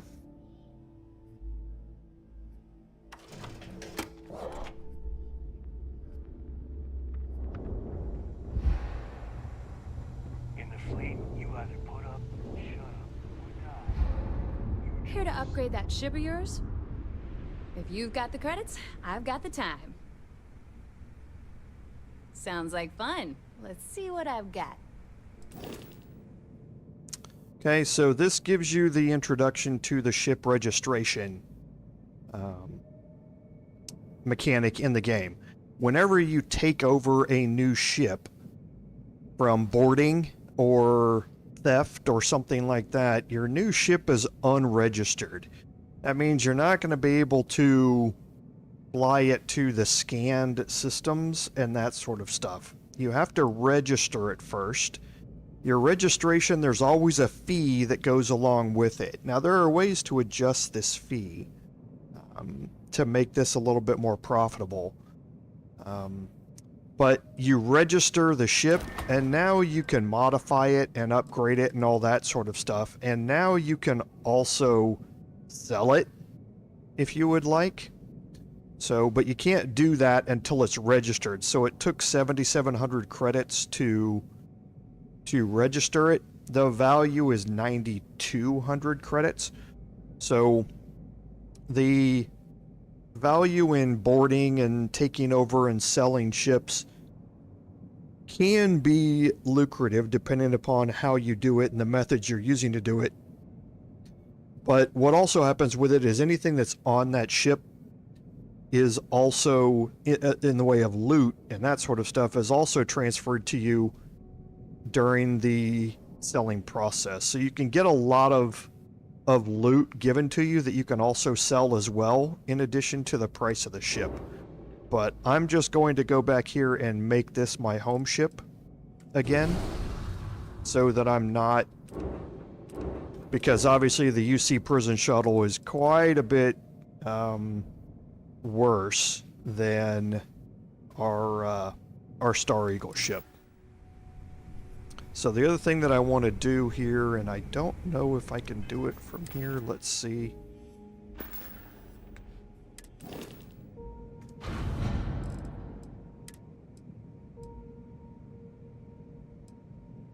Okay, I can.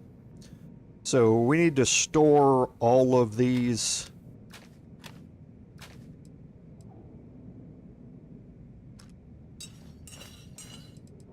additional things here.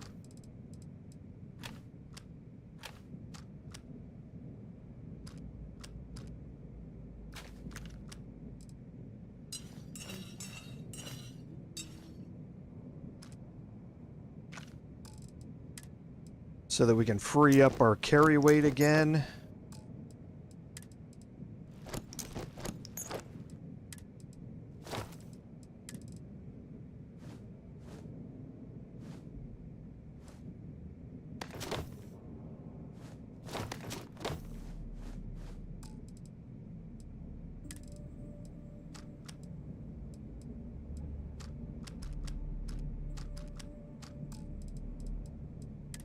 Okay, and all of our resources.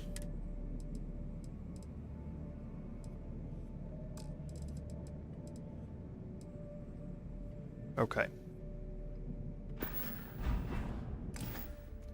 That should get our carry weight down.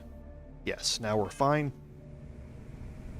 And now we can sell as many of those items as well. There are some more crafting items here which are not marked as steel.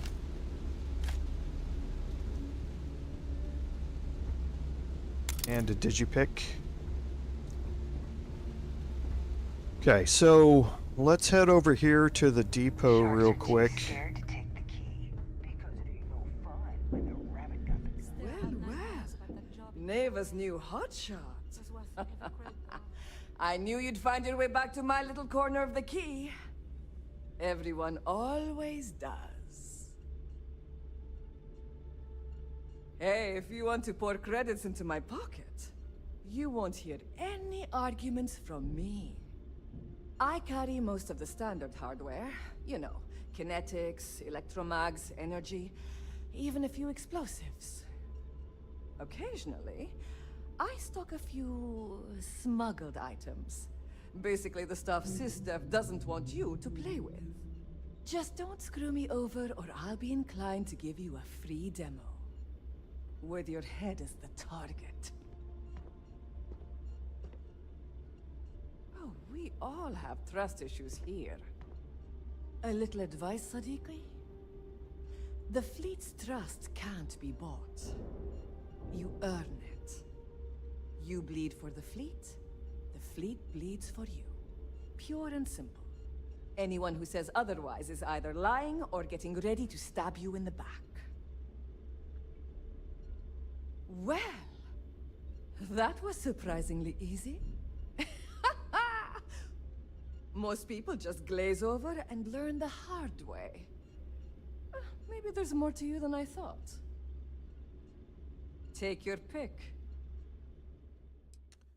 Okay, so we can look through here and see. So we do have our first Beowulf. Beowulfs are really, really nice. We're going to start picking those up due to our level now, which is good. This is a longer ranged, more high power version of the Grendel. Here you can really boost this up to be your early game sniper rifle, so to speak, once you get some decent mods on it and that sort of stuff.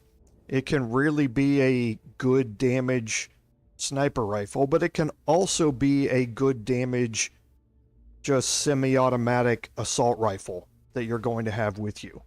So I think right now it's probably comparing it to the pistol that I have.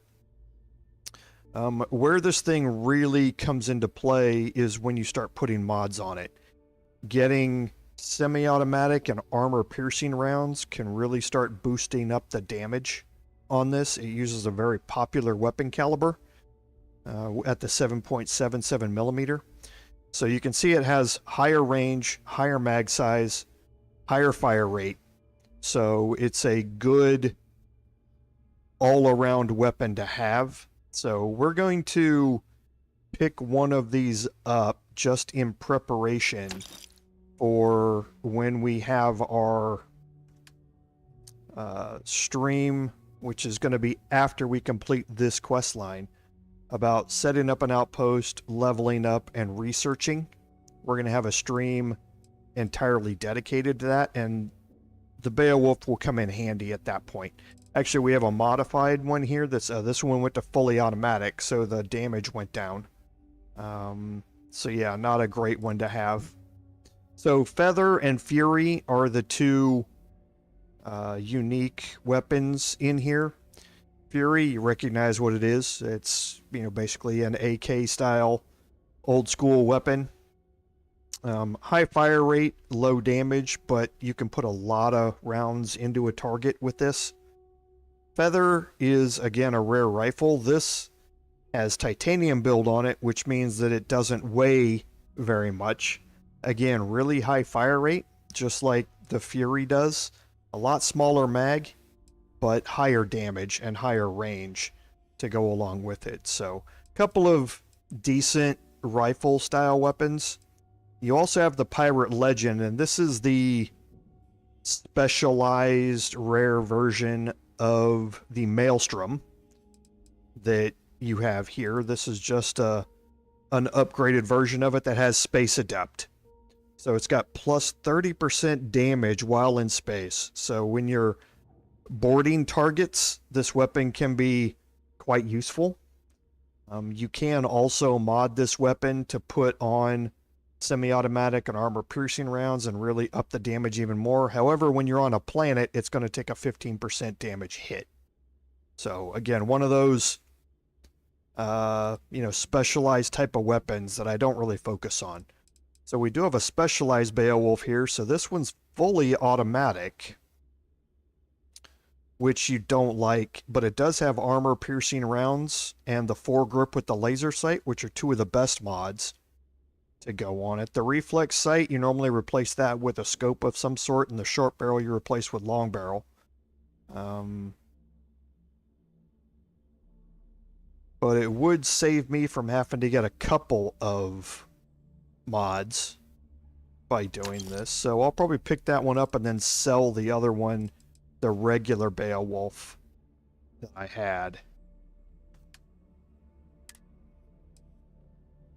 And I'll keep the specialized, and I'll just change out some of the mods on that as we go.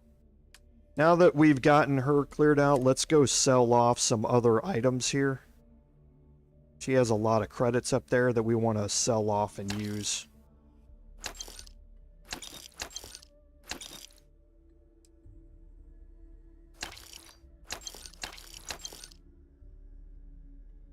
So Furious is nice, and it's Advanced Grundle. We were going to save this for modification. We already talked about the Hitman mag shot. I don't think it's all that great.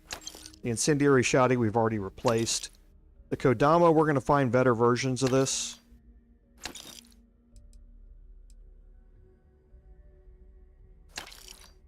Okay, and that's about it from her.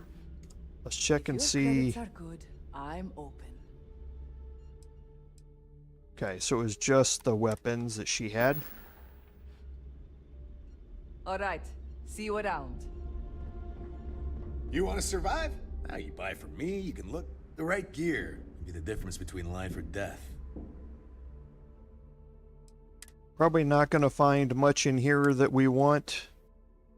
We do have an advanced version of the Pirate Assault spacesuit, which is nice. The Advanced Space Trucker spacesuit is one of the best that you can get.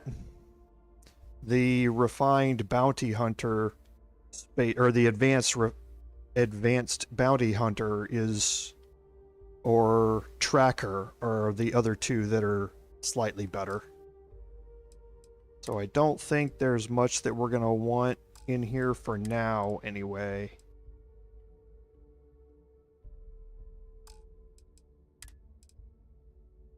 Yeah, advanced deep mining is not very good. So we will sell from our inventory here. So I talked about ablative. Ablative is good for energy weapon attacks, but not for much else. You don't get energy weapon attacks nearly as often as you do ballistic or physical damage attacks. So not as great. So calibrated. We've already talked about Chameleon being pretty good. This is a calibrated SysDev Assault. So the advanced version of the SysDev Assault is really good as well.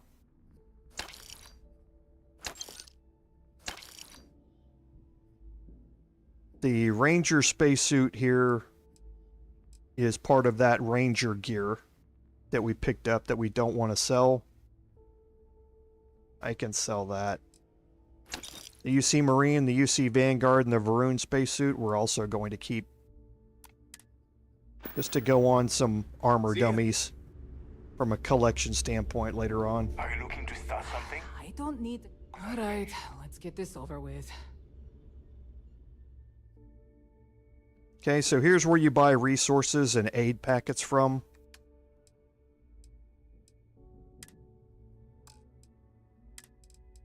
But she'll buy anything.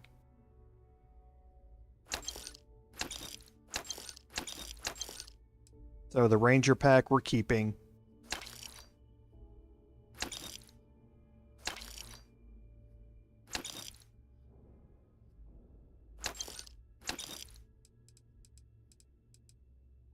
Okay. And there's no Varun pack. That's why there's 5 spacesuits and only 4 packs.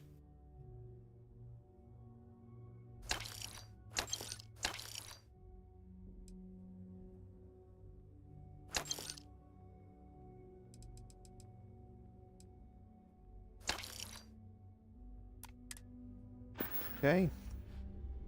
Whatever. And then See, last don't one even here. try to rip me off. Now you're speaking my language. So, we do have an Assassin's Beowulf here. So now we're starting to get into a version of the Beowulf that I would use more. It's got a suppressor, it's got a short scope, the long barrel, and the armor-piercing rounds. Those are 4 of the best mods that you can have on the Beowulf. So you have a Hunter Wolf, which is the rare version of this. It's got the burst fire mod on it, which is not great. The foregrip with laser sight, the long barrel are the best mods. The medium scope compared with the short scope. The medium scope's actually a little bit better than the short scope as far as accuracy goes. The main trait here, though, is the plus 30% damage against aliens. I don't think that's a great trait to have, but again, can be useful. But there'd be a lot more options to trade out on, or mods to trade out on that. And you also have the power beat. This is semi-automatic and high-powered, which is great. This gives the power beat some high damage for its fire rate, which is really good. The calibrated version of the Old Earth hunting rifle would probably be an upgrade for the one that we have. And then you have the Pain Blade. The Varun Pain Blade is and the other versions of it are the best melee weapons that you can get in the game. So if you're going to be doing a melee type of build, the Varun Pain Blade is the one that you want. I'm going to pick up the Assassins. And I guess I could, well, let's see, that's long barrel, suppressor, and armor piercing rounds, so that's 3 out of 8 good mods. This one has long barrel, foregrip, and high velocity, which is again 3, so I guess the Hunter Wolf is going to be the best one that I have so far. I won't be able to use it because it's burst fire as opposed to the normal semi-automatic version of it. But I could use this one and just it's got 30% damage against aliens just added on to it. That even if it's not very useful, I can still use it. So now I can sell off the specialized here.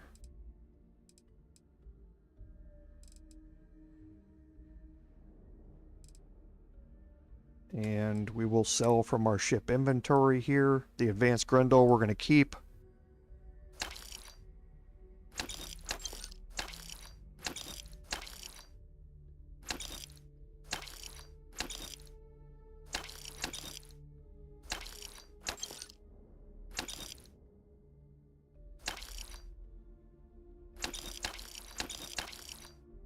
So none of the refined we want to keep.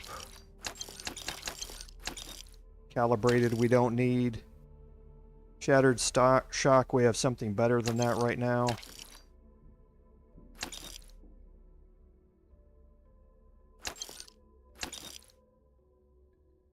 The trick shot as a pistol has high damage, but again, the small mag size on these types of pistols makes me not want to use them.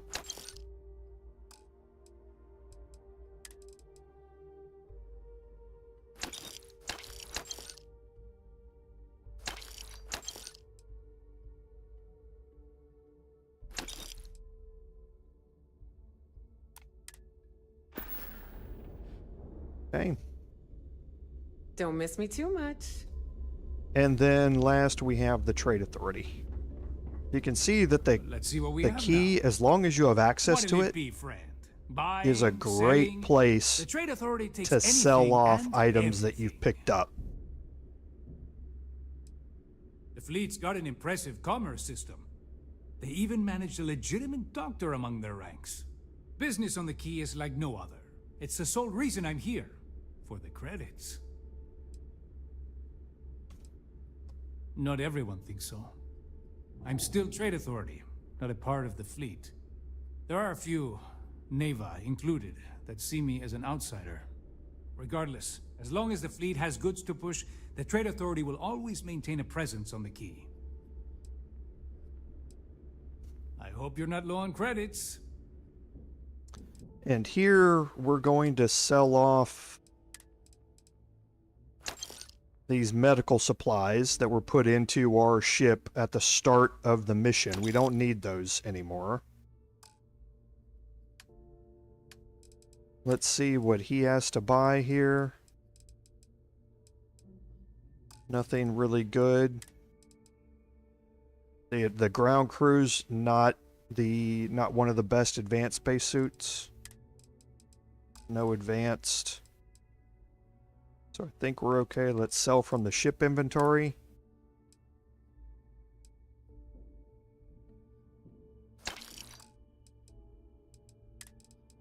We're keeping the Ranger. We're keeping the UC Marine.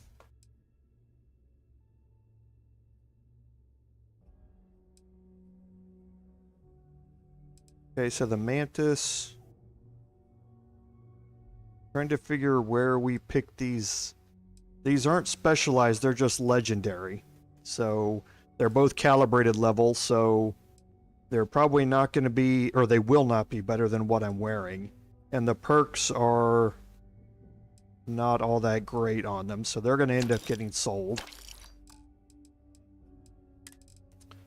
So for apparel, there is one in particular that I want to keep around.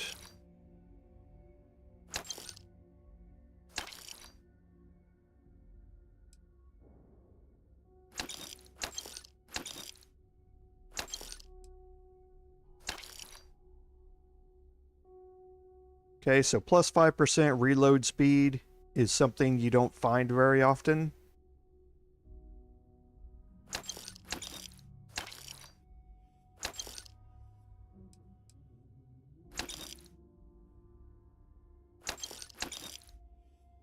And I want to keep the Varun Ambassador suit.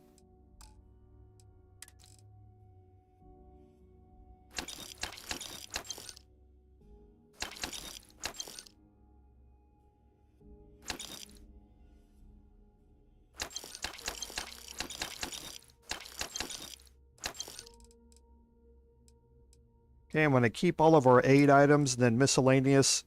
These are all the things that were still left over from when we were upping our...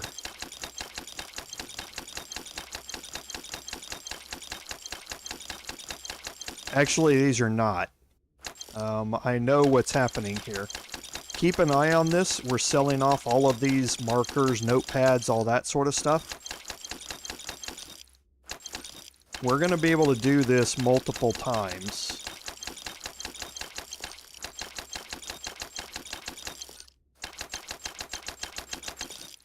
Whoops, and I did sell off probably ship parts.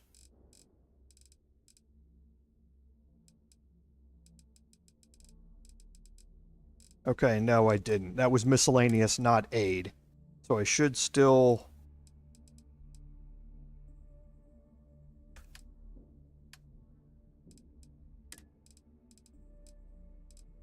So let's get rid of these food items in here that we don't need. Okay, so the ship parts are still there. Good. Alright, and I think we've sold off now everything that we wanted. So as you can see, the Key is a great place to sell off items, and then if you do end up, they run out of money, you can find one of the many chairs that are sitting around here and just wait for 48 hours and let their inventories come back, and you'll be all good to go again. So while we're here, we want to go into the Nova and see if we can talk to Bog yet. Because we want to pick up that other side quest.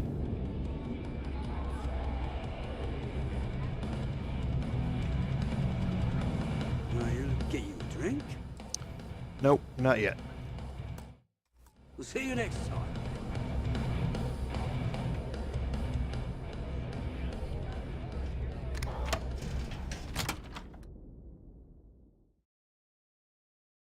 I can't remember off the top of my head what the key is for when his dialogue advances. I think it might be after this one, when you have officially become part of the Crimson Fleet.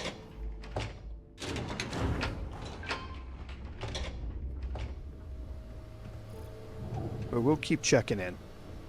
There you are. The hell took you so long? It's about time.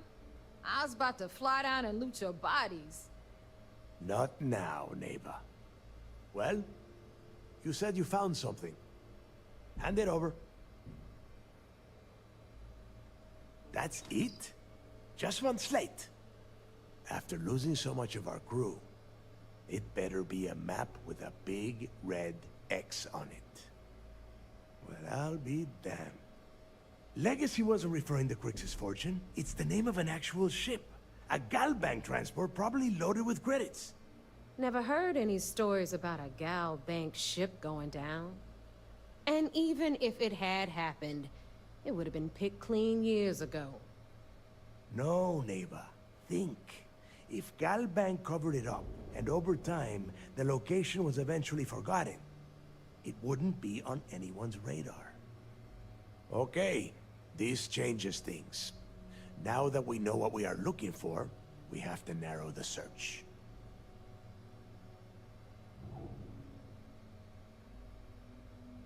Well, that is not necessarily true.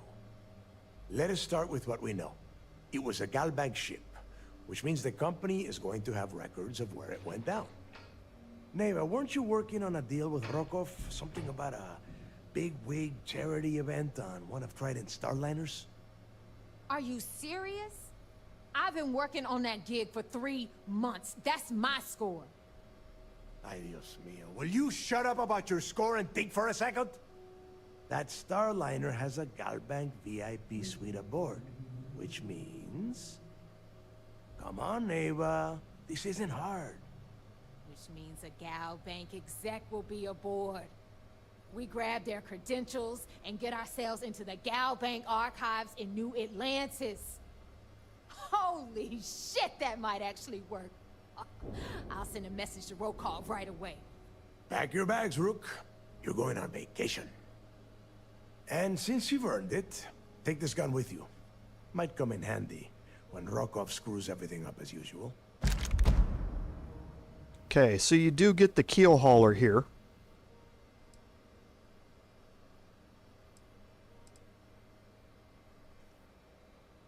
Good, because that is exactly what you are going to be doing.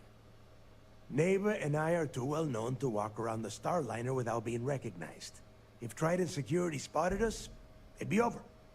I need you to board that ship, make contact with Rokov, and get me those credentials. You'd better. Oh, before you leave, I wanted you to know that I took what you said about Mathis into consideration, and I've decided to cut him from the fleet. Honestly, I'm surprised he made it off Suvorov in one piece.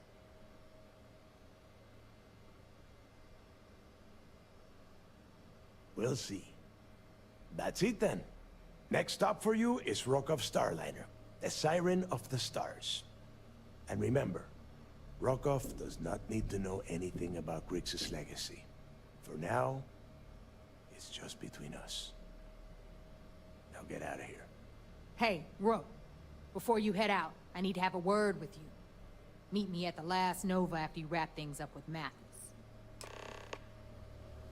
Okay, so it does want you to talk to Mathis. Got mixed feelings about my last job.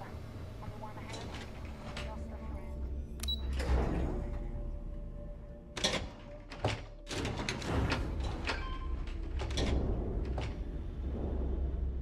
Before we go in there, we will look at the keel hauler that we picked up.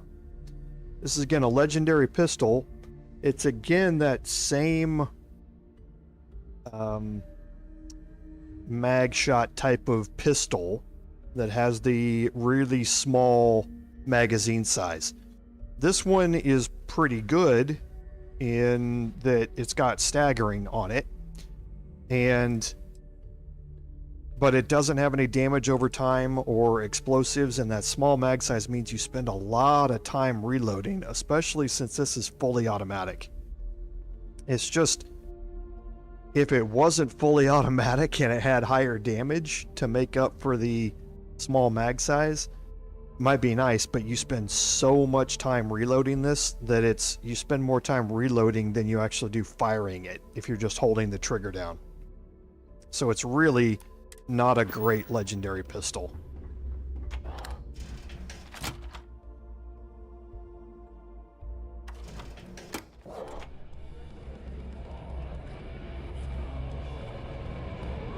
Hey, I want to talk to you. Thanks to you, Delgado's cutting me from the fleet. Well, you know what? You better get your own fleet, because I'm coming after you.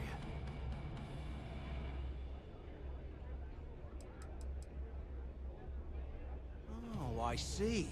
You think you're some kind of big shot, is that it? Gonna show poor Mathis a little mercy now that you're Delgado's best buddy, yeah? Well, guess what? Your generosity is getting me kicked off the key.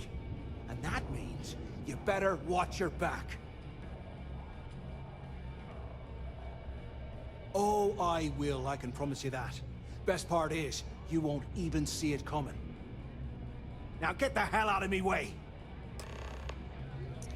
That's going to lead to an interesting future with Mathis, and you'll see parts of that later on. Something I can get for you?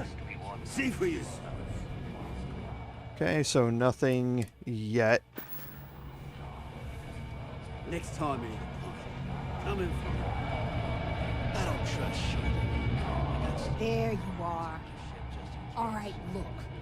I've been lining up a score with that asshole roll call on the Siren of the Stars for months.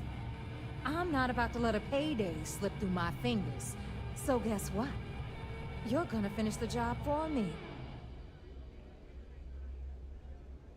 I'm about to tell you, so shut up and listen.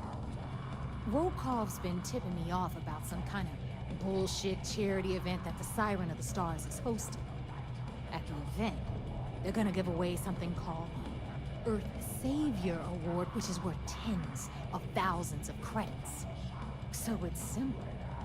While you're on the Siren, swiping those Gal Bank credentials, I want you to grab that award and bring it to me.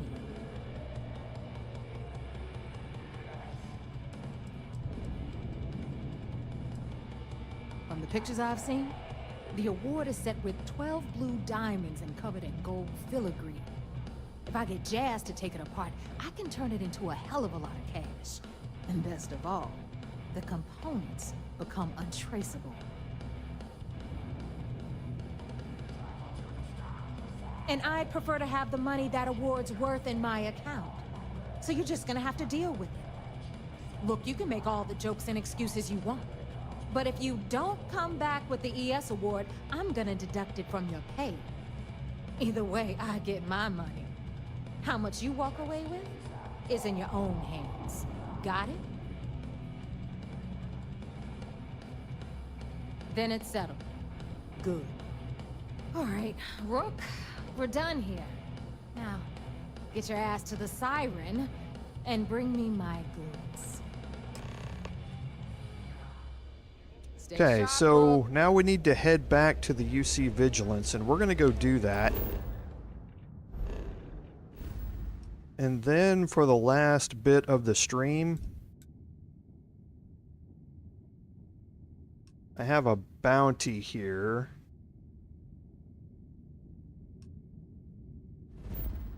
But I should be able to pay it off.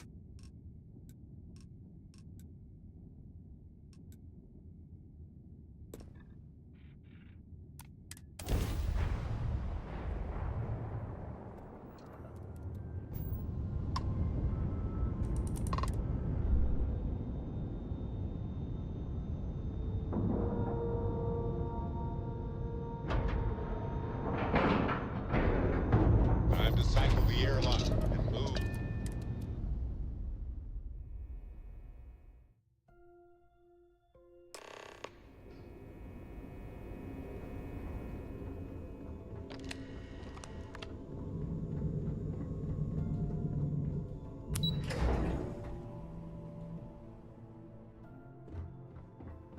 Excuse me. We're gonna. Hello. Well, we'll see if this drags me into a conversation here. Let's talk to Lieutenant Anything Toth new to first. report? Well done. Let's see what you found. It's amazing that all this romantic nonsense about Kryx's legacy really just amounts to a rumor Jasper Kryx picked up in jail. It just goes to show you how a tiny rumor can snowball into a full-blown fairy tale. Have any more? I'll be damned. So some of the UC guards at the lock helped touch off the riots.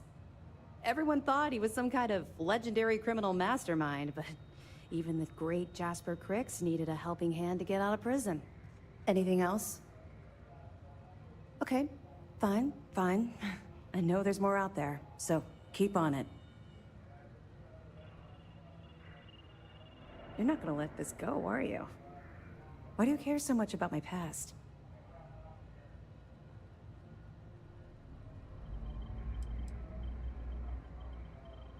Okay. But don't say I didn't warn you. You might not like what I have to say. Would it shock you to learn that I spent some time in prison? I suppose that makes me a hypocrite. Oh, does it now? Was I giving off some kind of ex-con sort of vibe? Well, give me a chance to explain. I grew up in the Well in New Atlantis. Parents made barely enough money to keep the lights on in our apartment. After I dropped out of school, they begged for me to look for work. But I realized it was a lot easier to simply take whatever I wanted instead. The year after that, I'm a career criminal with UC security breathing down my neck, and my parents kicking me out of the house. That's just it, though. I was having the time of my life, earning way more than I needed to simply get by and loving every minute of it. Back then, if you would have told me one day I'd be wearing this uniform, I'd have said you were out of your mind. Thanks. I'm quite proud of where I've ended up. Let's just say the years after my time in the Well were filled with highs and lows.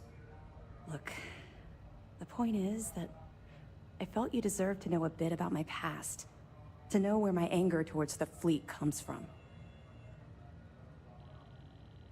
You're welcome. Well, I think you've had enough for now. You get the point. Let's get back to it before Keyboy writes us a citation for loitering. I'll be here if you have any more questions. Most of our operations team graduated top of their class at the academy. If there's fleet out there, we'll find Yo, back. So how did it go?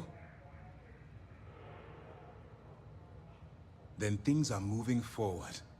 Perfect. Nice job, Brooke. I was certain we'd fool Delgado, but never. She's a sharp one. Overcoming her scrutiny is no small matter. Did you discover anything worth reporting yet? Legacy. Why does that sound familiar? Wait a moment. Are you telling me Delgado may have actually located Kryx's legacy? I suppose it's possible, sir. Intelligence picked up a bit of chatter on that subject recently. We assumed it was some sort of tall tale or a story to attract recruits to their cause. Well, we can solve that little mystery in about 10 seconds. Let me see what we have here. Nope.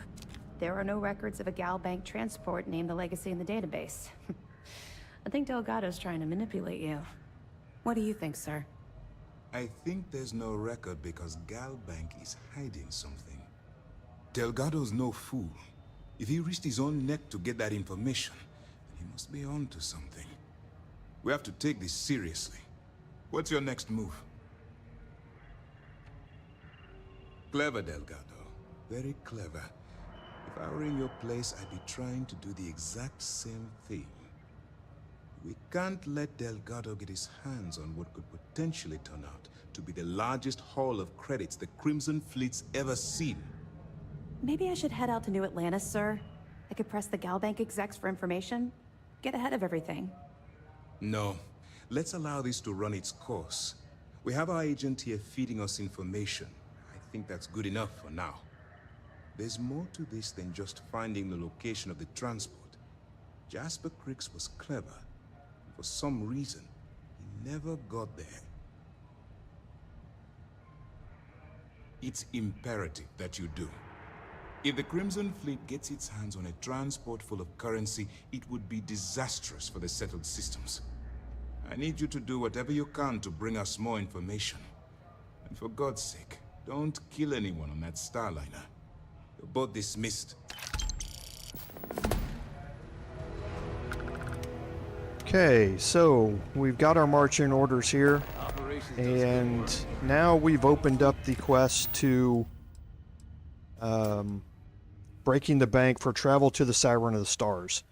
What we're going to do here, I think, though, instead, let me open up the star map here real quick. And just look at something, because I think what we want to do for a little bit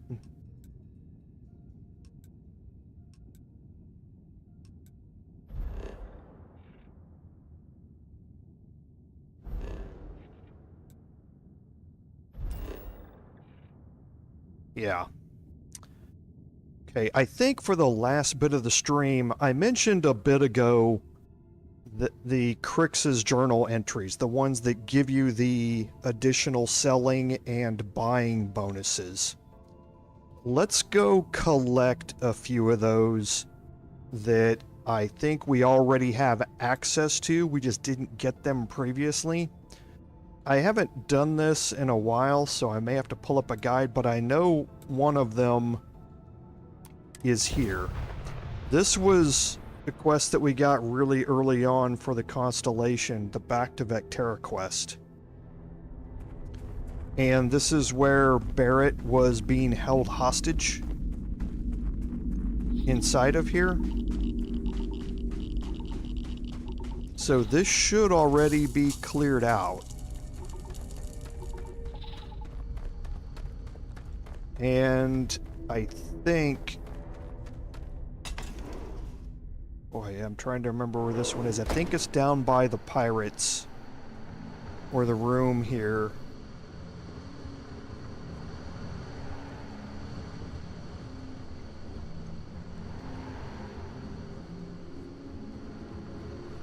Wait, what was that?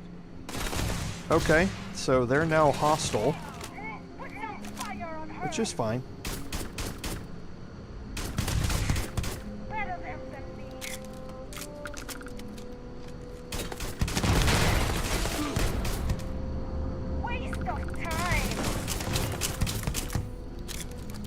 So remember, we chose to not engage them and persuaded them.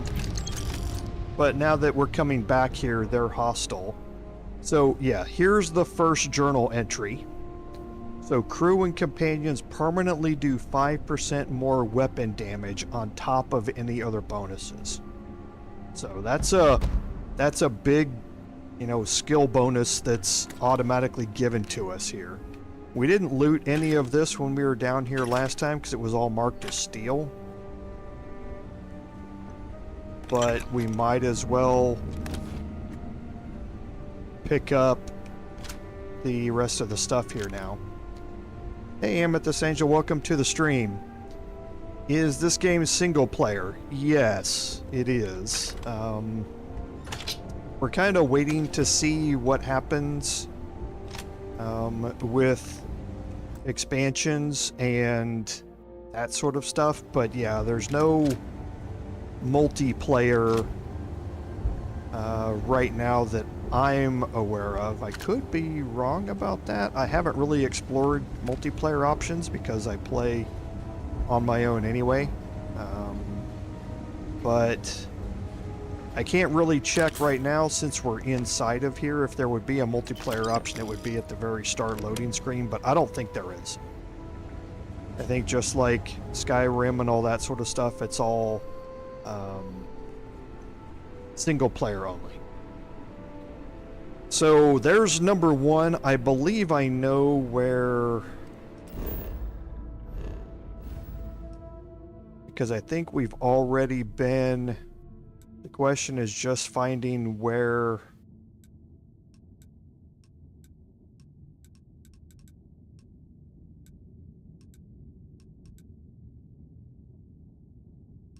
No worries. Like I say, if I see somebody join the stream, I say hi. I appreciate it. I appreciate you being here. So... I can't remember where... There it is.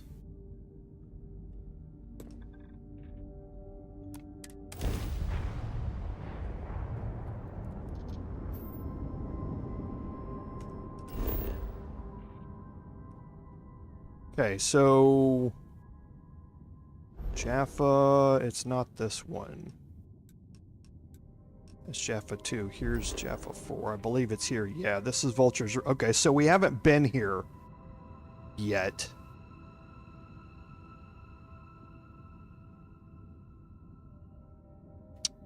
And...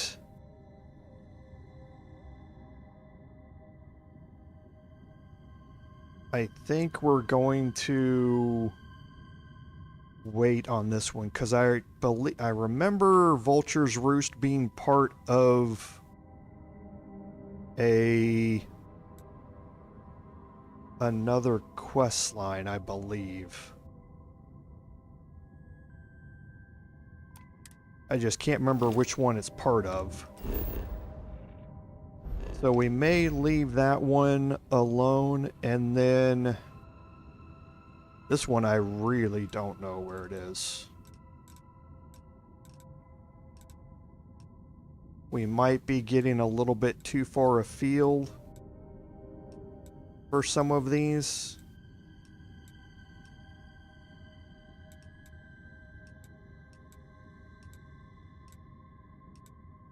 Sorry, give me just a second to look around real quick. I thought it was in this middle part of space here.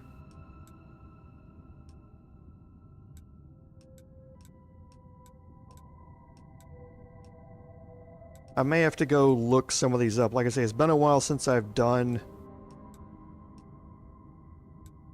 this actual searching portion of this quest. I don't think any of these are over this far. I think they're more out this way.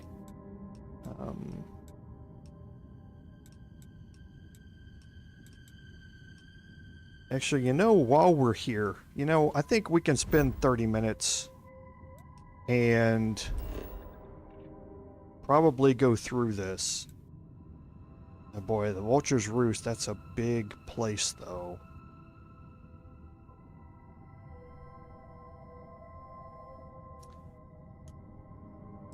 We'll go here anyway. This is probably a bit out of our range, possibly. But we'll see. So, Vulture's Roost is the main ecliptic base. There's a lot of ecliptic mercenaries down here. You can also get yourself another ship here, if I remember right.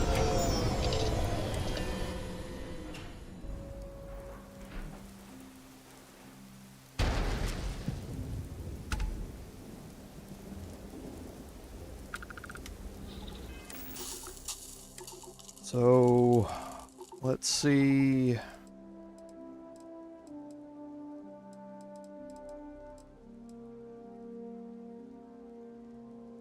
Oh yeah, I picked up the Hunter Wolf, but I can't really use it because it's fully automatic.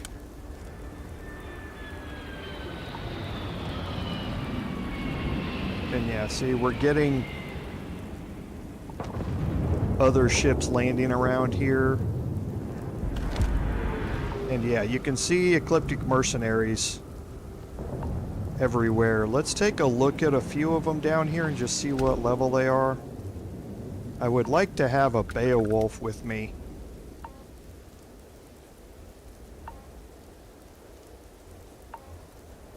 To start sniping here, but... Okay, so that's only level 12. I don't think he's the highest level here I'm going to encounter, but...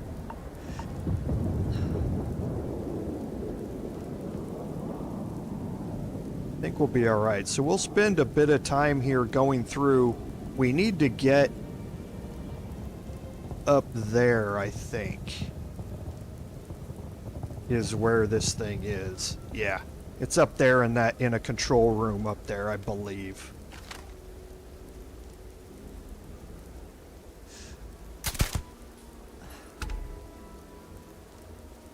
Okay, so let's start working our way around here.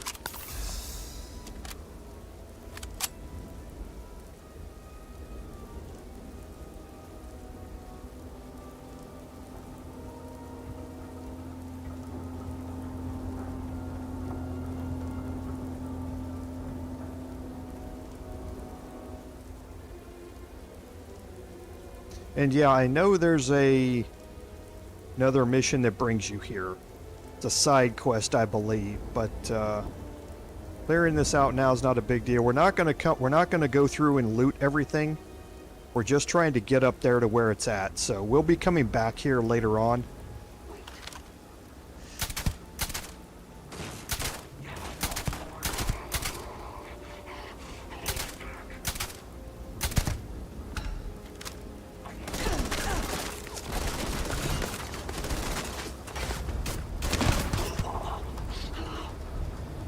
Okay, so we have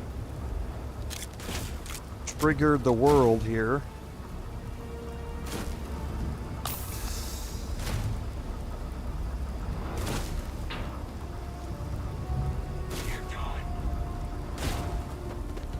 What is...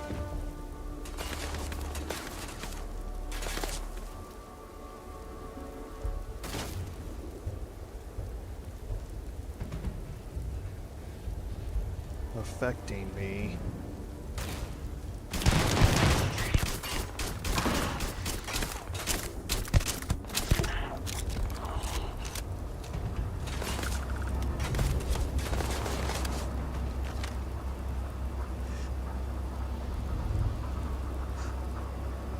Come here. Poke your head out.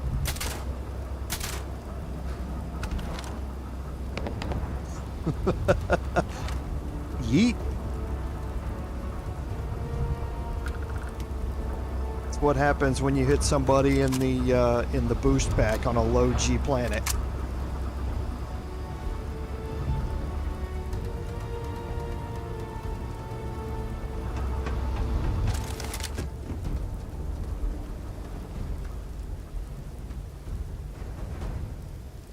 And again, we're just going to loot the bodies as we go, and that's about it. I think I remember how to get up here. I think we can stay outside for most of this. Yeah.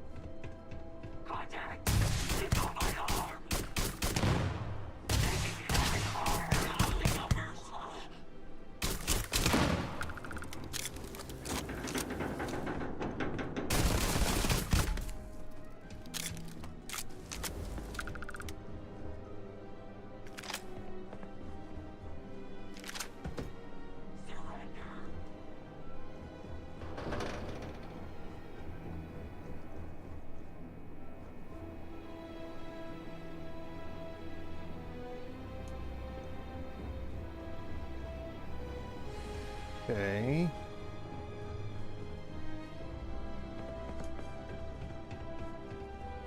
So now I've got to remember how to get where we're going. Okay, so I think we're going up above us here.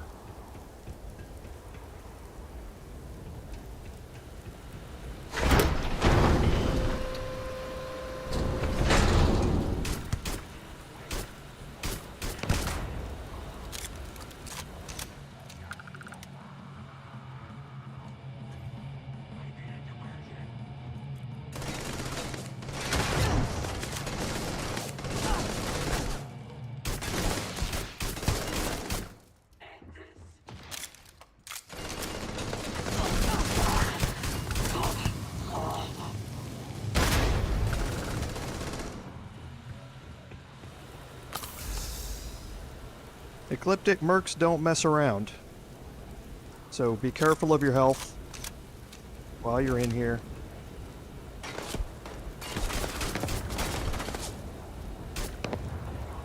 That's probably a bit too far for that. Come here.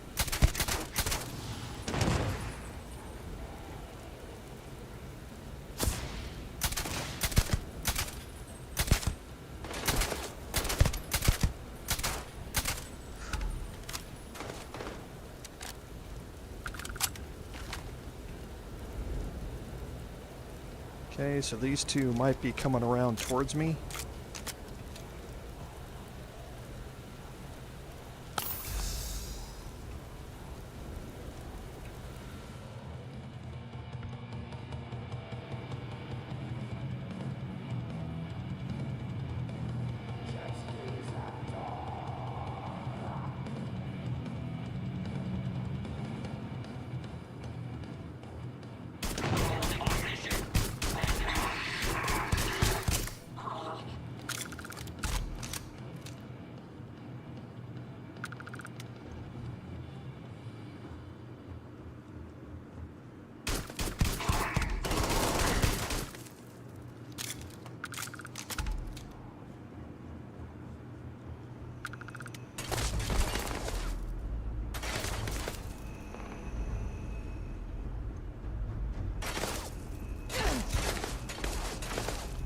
Okay, so out here, I don't necessarily need to go out here. I don't believe that's the main landing spot. There's going to be a ship that lands in here. And that ship is going to let off some reinforcements, and that's also a ship that you can take. But I don't think I need to do it. Now I just have to find this room, and it's got a it's got a couch and a couple of chairs around it.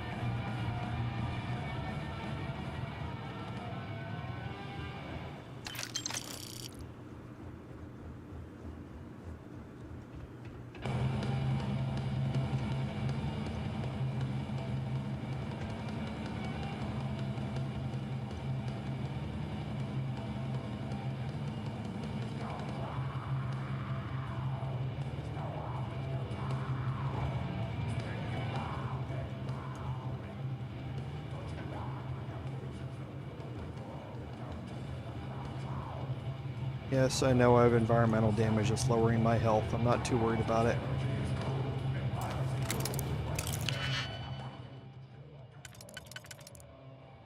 So there...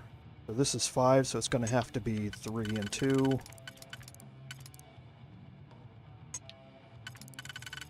Then that. Here, here, here.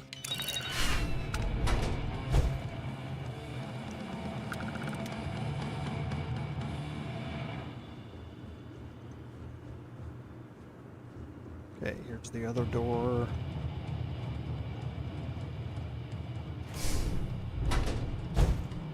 Like I say, it's been a while since I've been through this piece here, so 3, 4, 5, 6. So yeah, 3 and 3. So not that one.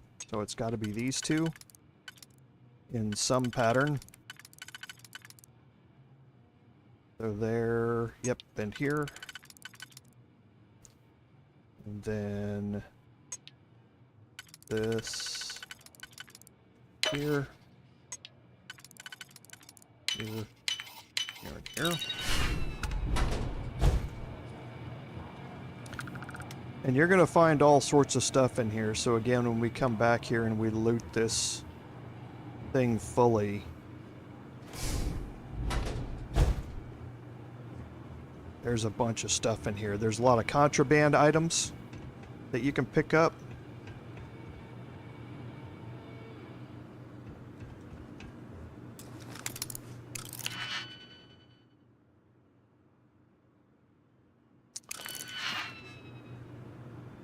I don't think I want to go through picking all of these doors.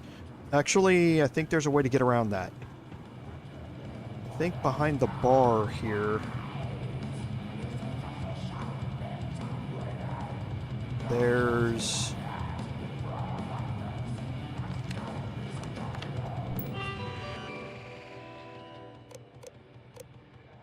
Nope, not here. Thought there were keys.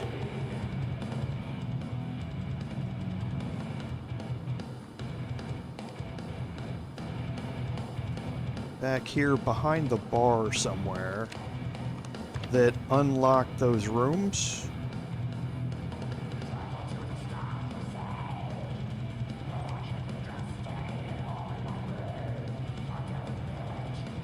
So you didn't have to pick them. I could be wrong about that.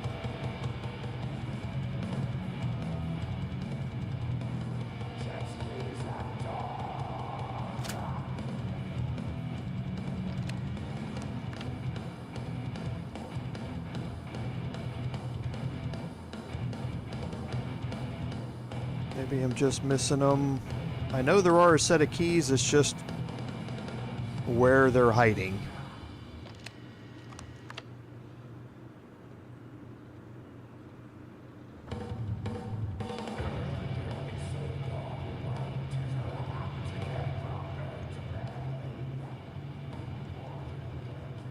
I don't think they're in any of these lockers.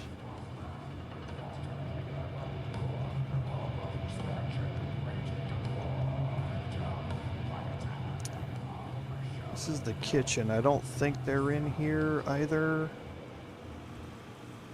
But we'll look.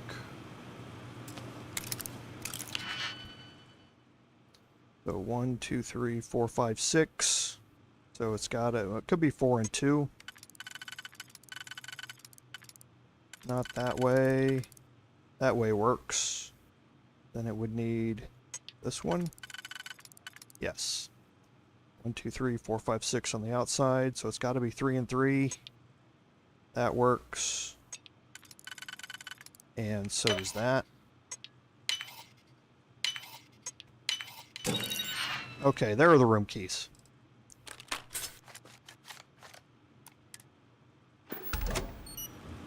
So I'm getting old, but my memory's not as bad as I thought.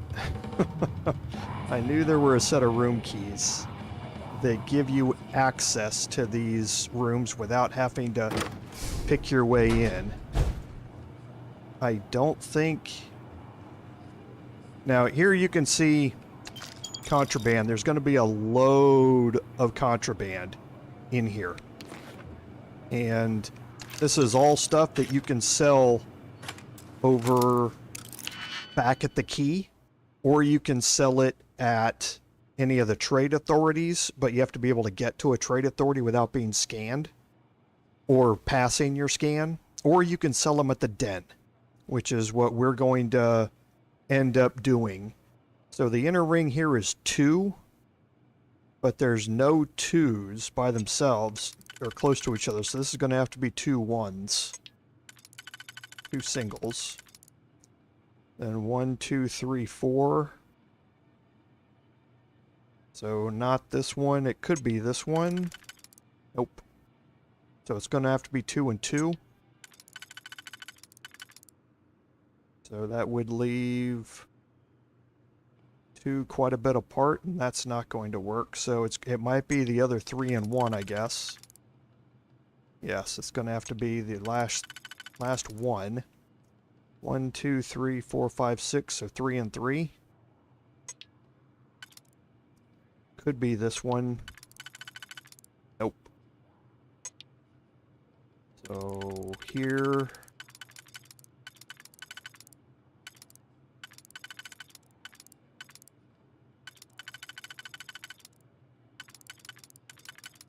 Okay, so it's not this one.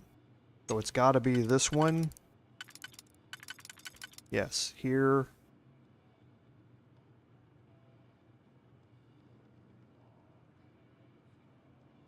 No, it could be this way also, yes.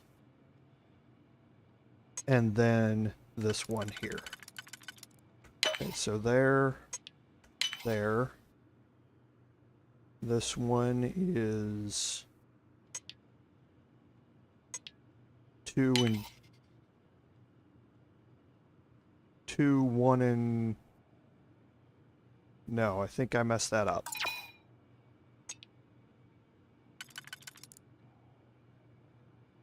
Yes, I did mess up somewhere here.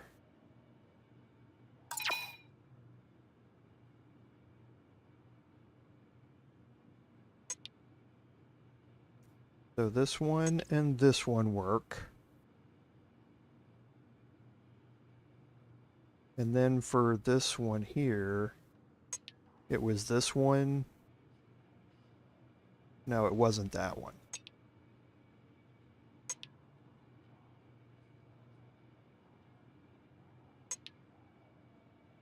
Is this one?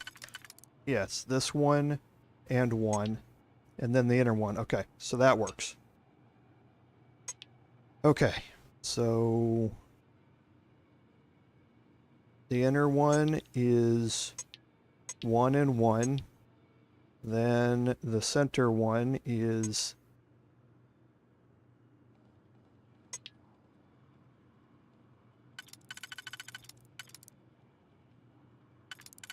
this one doesn't go anywhere. Is this one and 1. And then the outside one is this and this. Okay. So here, here, here, here, here, and here. Okay. I'm getting low on digipicks. So here you have 5 mech components and 5 stolen artwork, and each one of them is over 10k a piece. Now, you don't sell them for that much, obviously, but again, all of these rooms over here are going to have contraband in them that you can take. So the rooms are very lucrative to be able to pick into.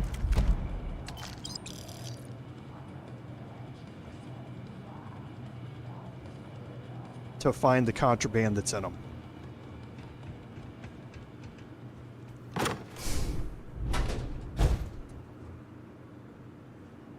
Okay, so all sorts of cred sticks laying around. Crafting supplies. Cancel. Boost packs. And another contraband cache. Now this is a master lock, and these always take a bit. So this is going to have to be 2 and 1. It's 3. I don't think we have any 3s. We don't. So it's going to have to be this one. Right? Nope. It's going to have to be that one. And 1. So then this ring is 1, 2, 3, 4, 5. So could be 4 and 1. Would have to be this one, though. Turn this way. Yes. And 1 there. Then 1, 2, 3, 4, 5, 6, 7. So it's got to be 4 and 3. That would mean it would have to be this 3 here to be used somewhere in here. Could be used multiple locations.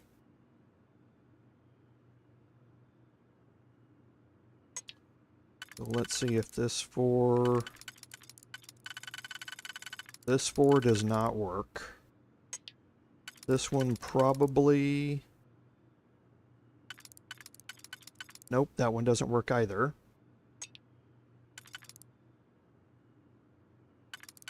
Neither does this one. So this is the only 4 left to use, right? Yes. So that one fits there, but that's not right if we're using this 3. This 3 could also fit this way. And that would leave us here and these 2, which is very close to this. But it's not that. It could be this one. That's it. Yes. And now 1, 2, 3, 4, 5, 6. So this is going to have to be 4 and 2. It's not that one. I don't think it's going to be... It can't be this one. So it could be this one. Yes. Okay, so that's right. That's right. Then this one. And this one. Then...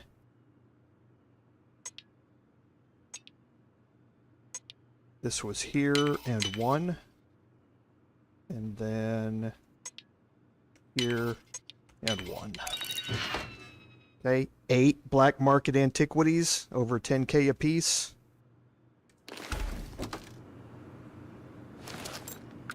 More harvested organs. These are again contraband. Aurora, contraband.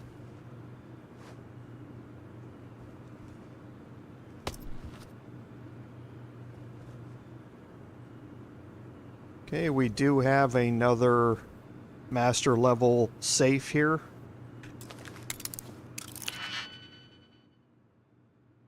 Trying to debate if I want to go through these. It always takes so long to go through master level safes, and this isn't the most intriguing gameplay to sit here and watch.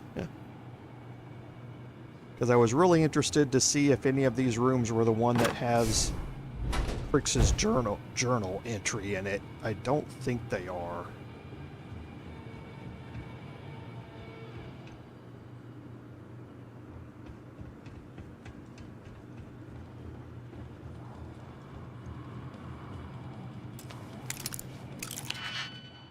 Novice locks are pretty easy. 1, 2, 3, 4, 5. So it's got to be 3 and 2. Nope, it's got to be this one. So it could be there. Yes. And here. And then 3 and 2.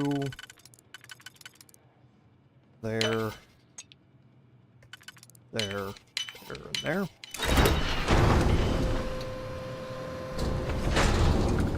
Okay. So yeah, it's not in this section. There's another section that we have to end up going to. So I think what we'll do... Probably. Let me get my bearings again. So there's my ship. I think we're trying to get above us, actually.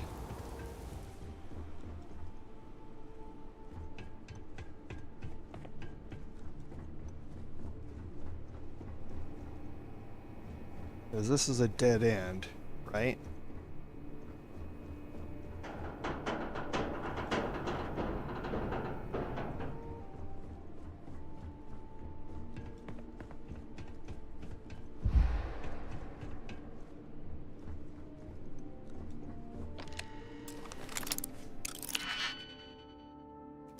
Don't think it's here either.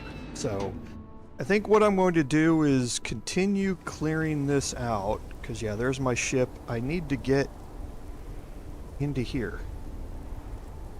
So that's above where I'm at.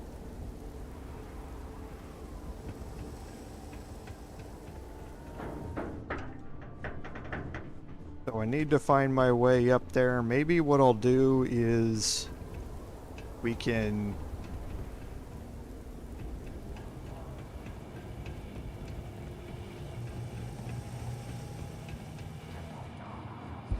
end the stream today, and what I can do is go off stream and find out exactly how to get up there. I might have to go through the ship bay here. The ship bay has a lot of ecliptic in it. This is your end, the ending area of Vulture's Roost, and that's the ship that you're going to be able to take for free. It's an ecliptic ship. It's not bad, it's not great either. It's certainly not better than the Star Eagle that we have. So it's not something that we're definitely going to keep. So I may have to get in there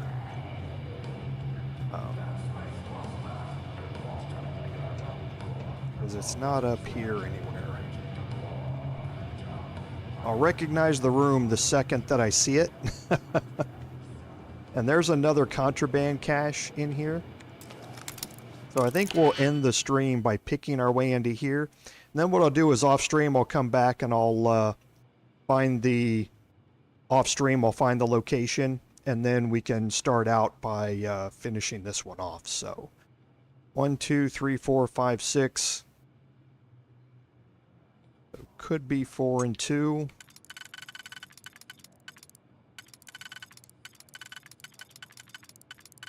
Doesn't look like that one fits. Neither does that one.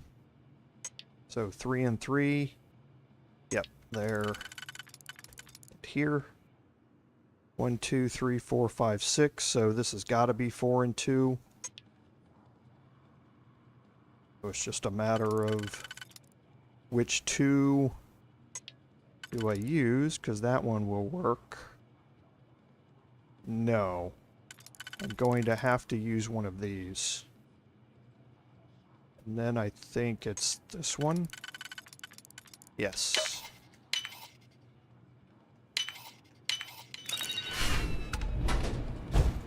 Here's more contraband.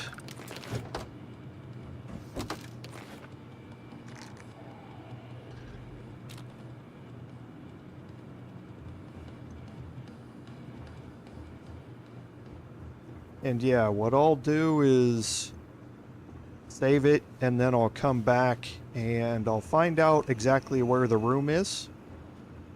And we can finish clearing this place out. And then again, you can see all of the ecliptic that are around out in here. So the whole thing gets pretty angry while you're trying to clear out that final room. So, but we'll finish that off at the start of next live stream. That'll give us a good place to start off with. So, as always, I'd like to thank everyone for joining me this evening. Without your support, none of this would be possible. This is Commander Jorval saying until next time, fare thee well.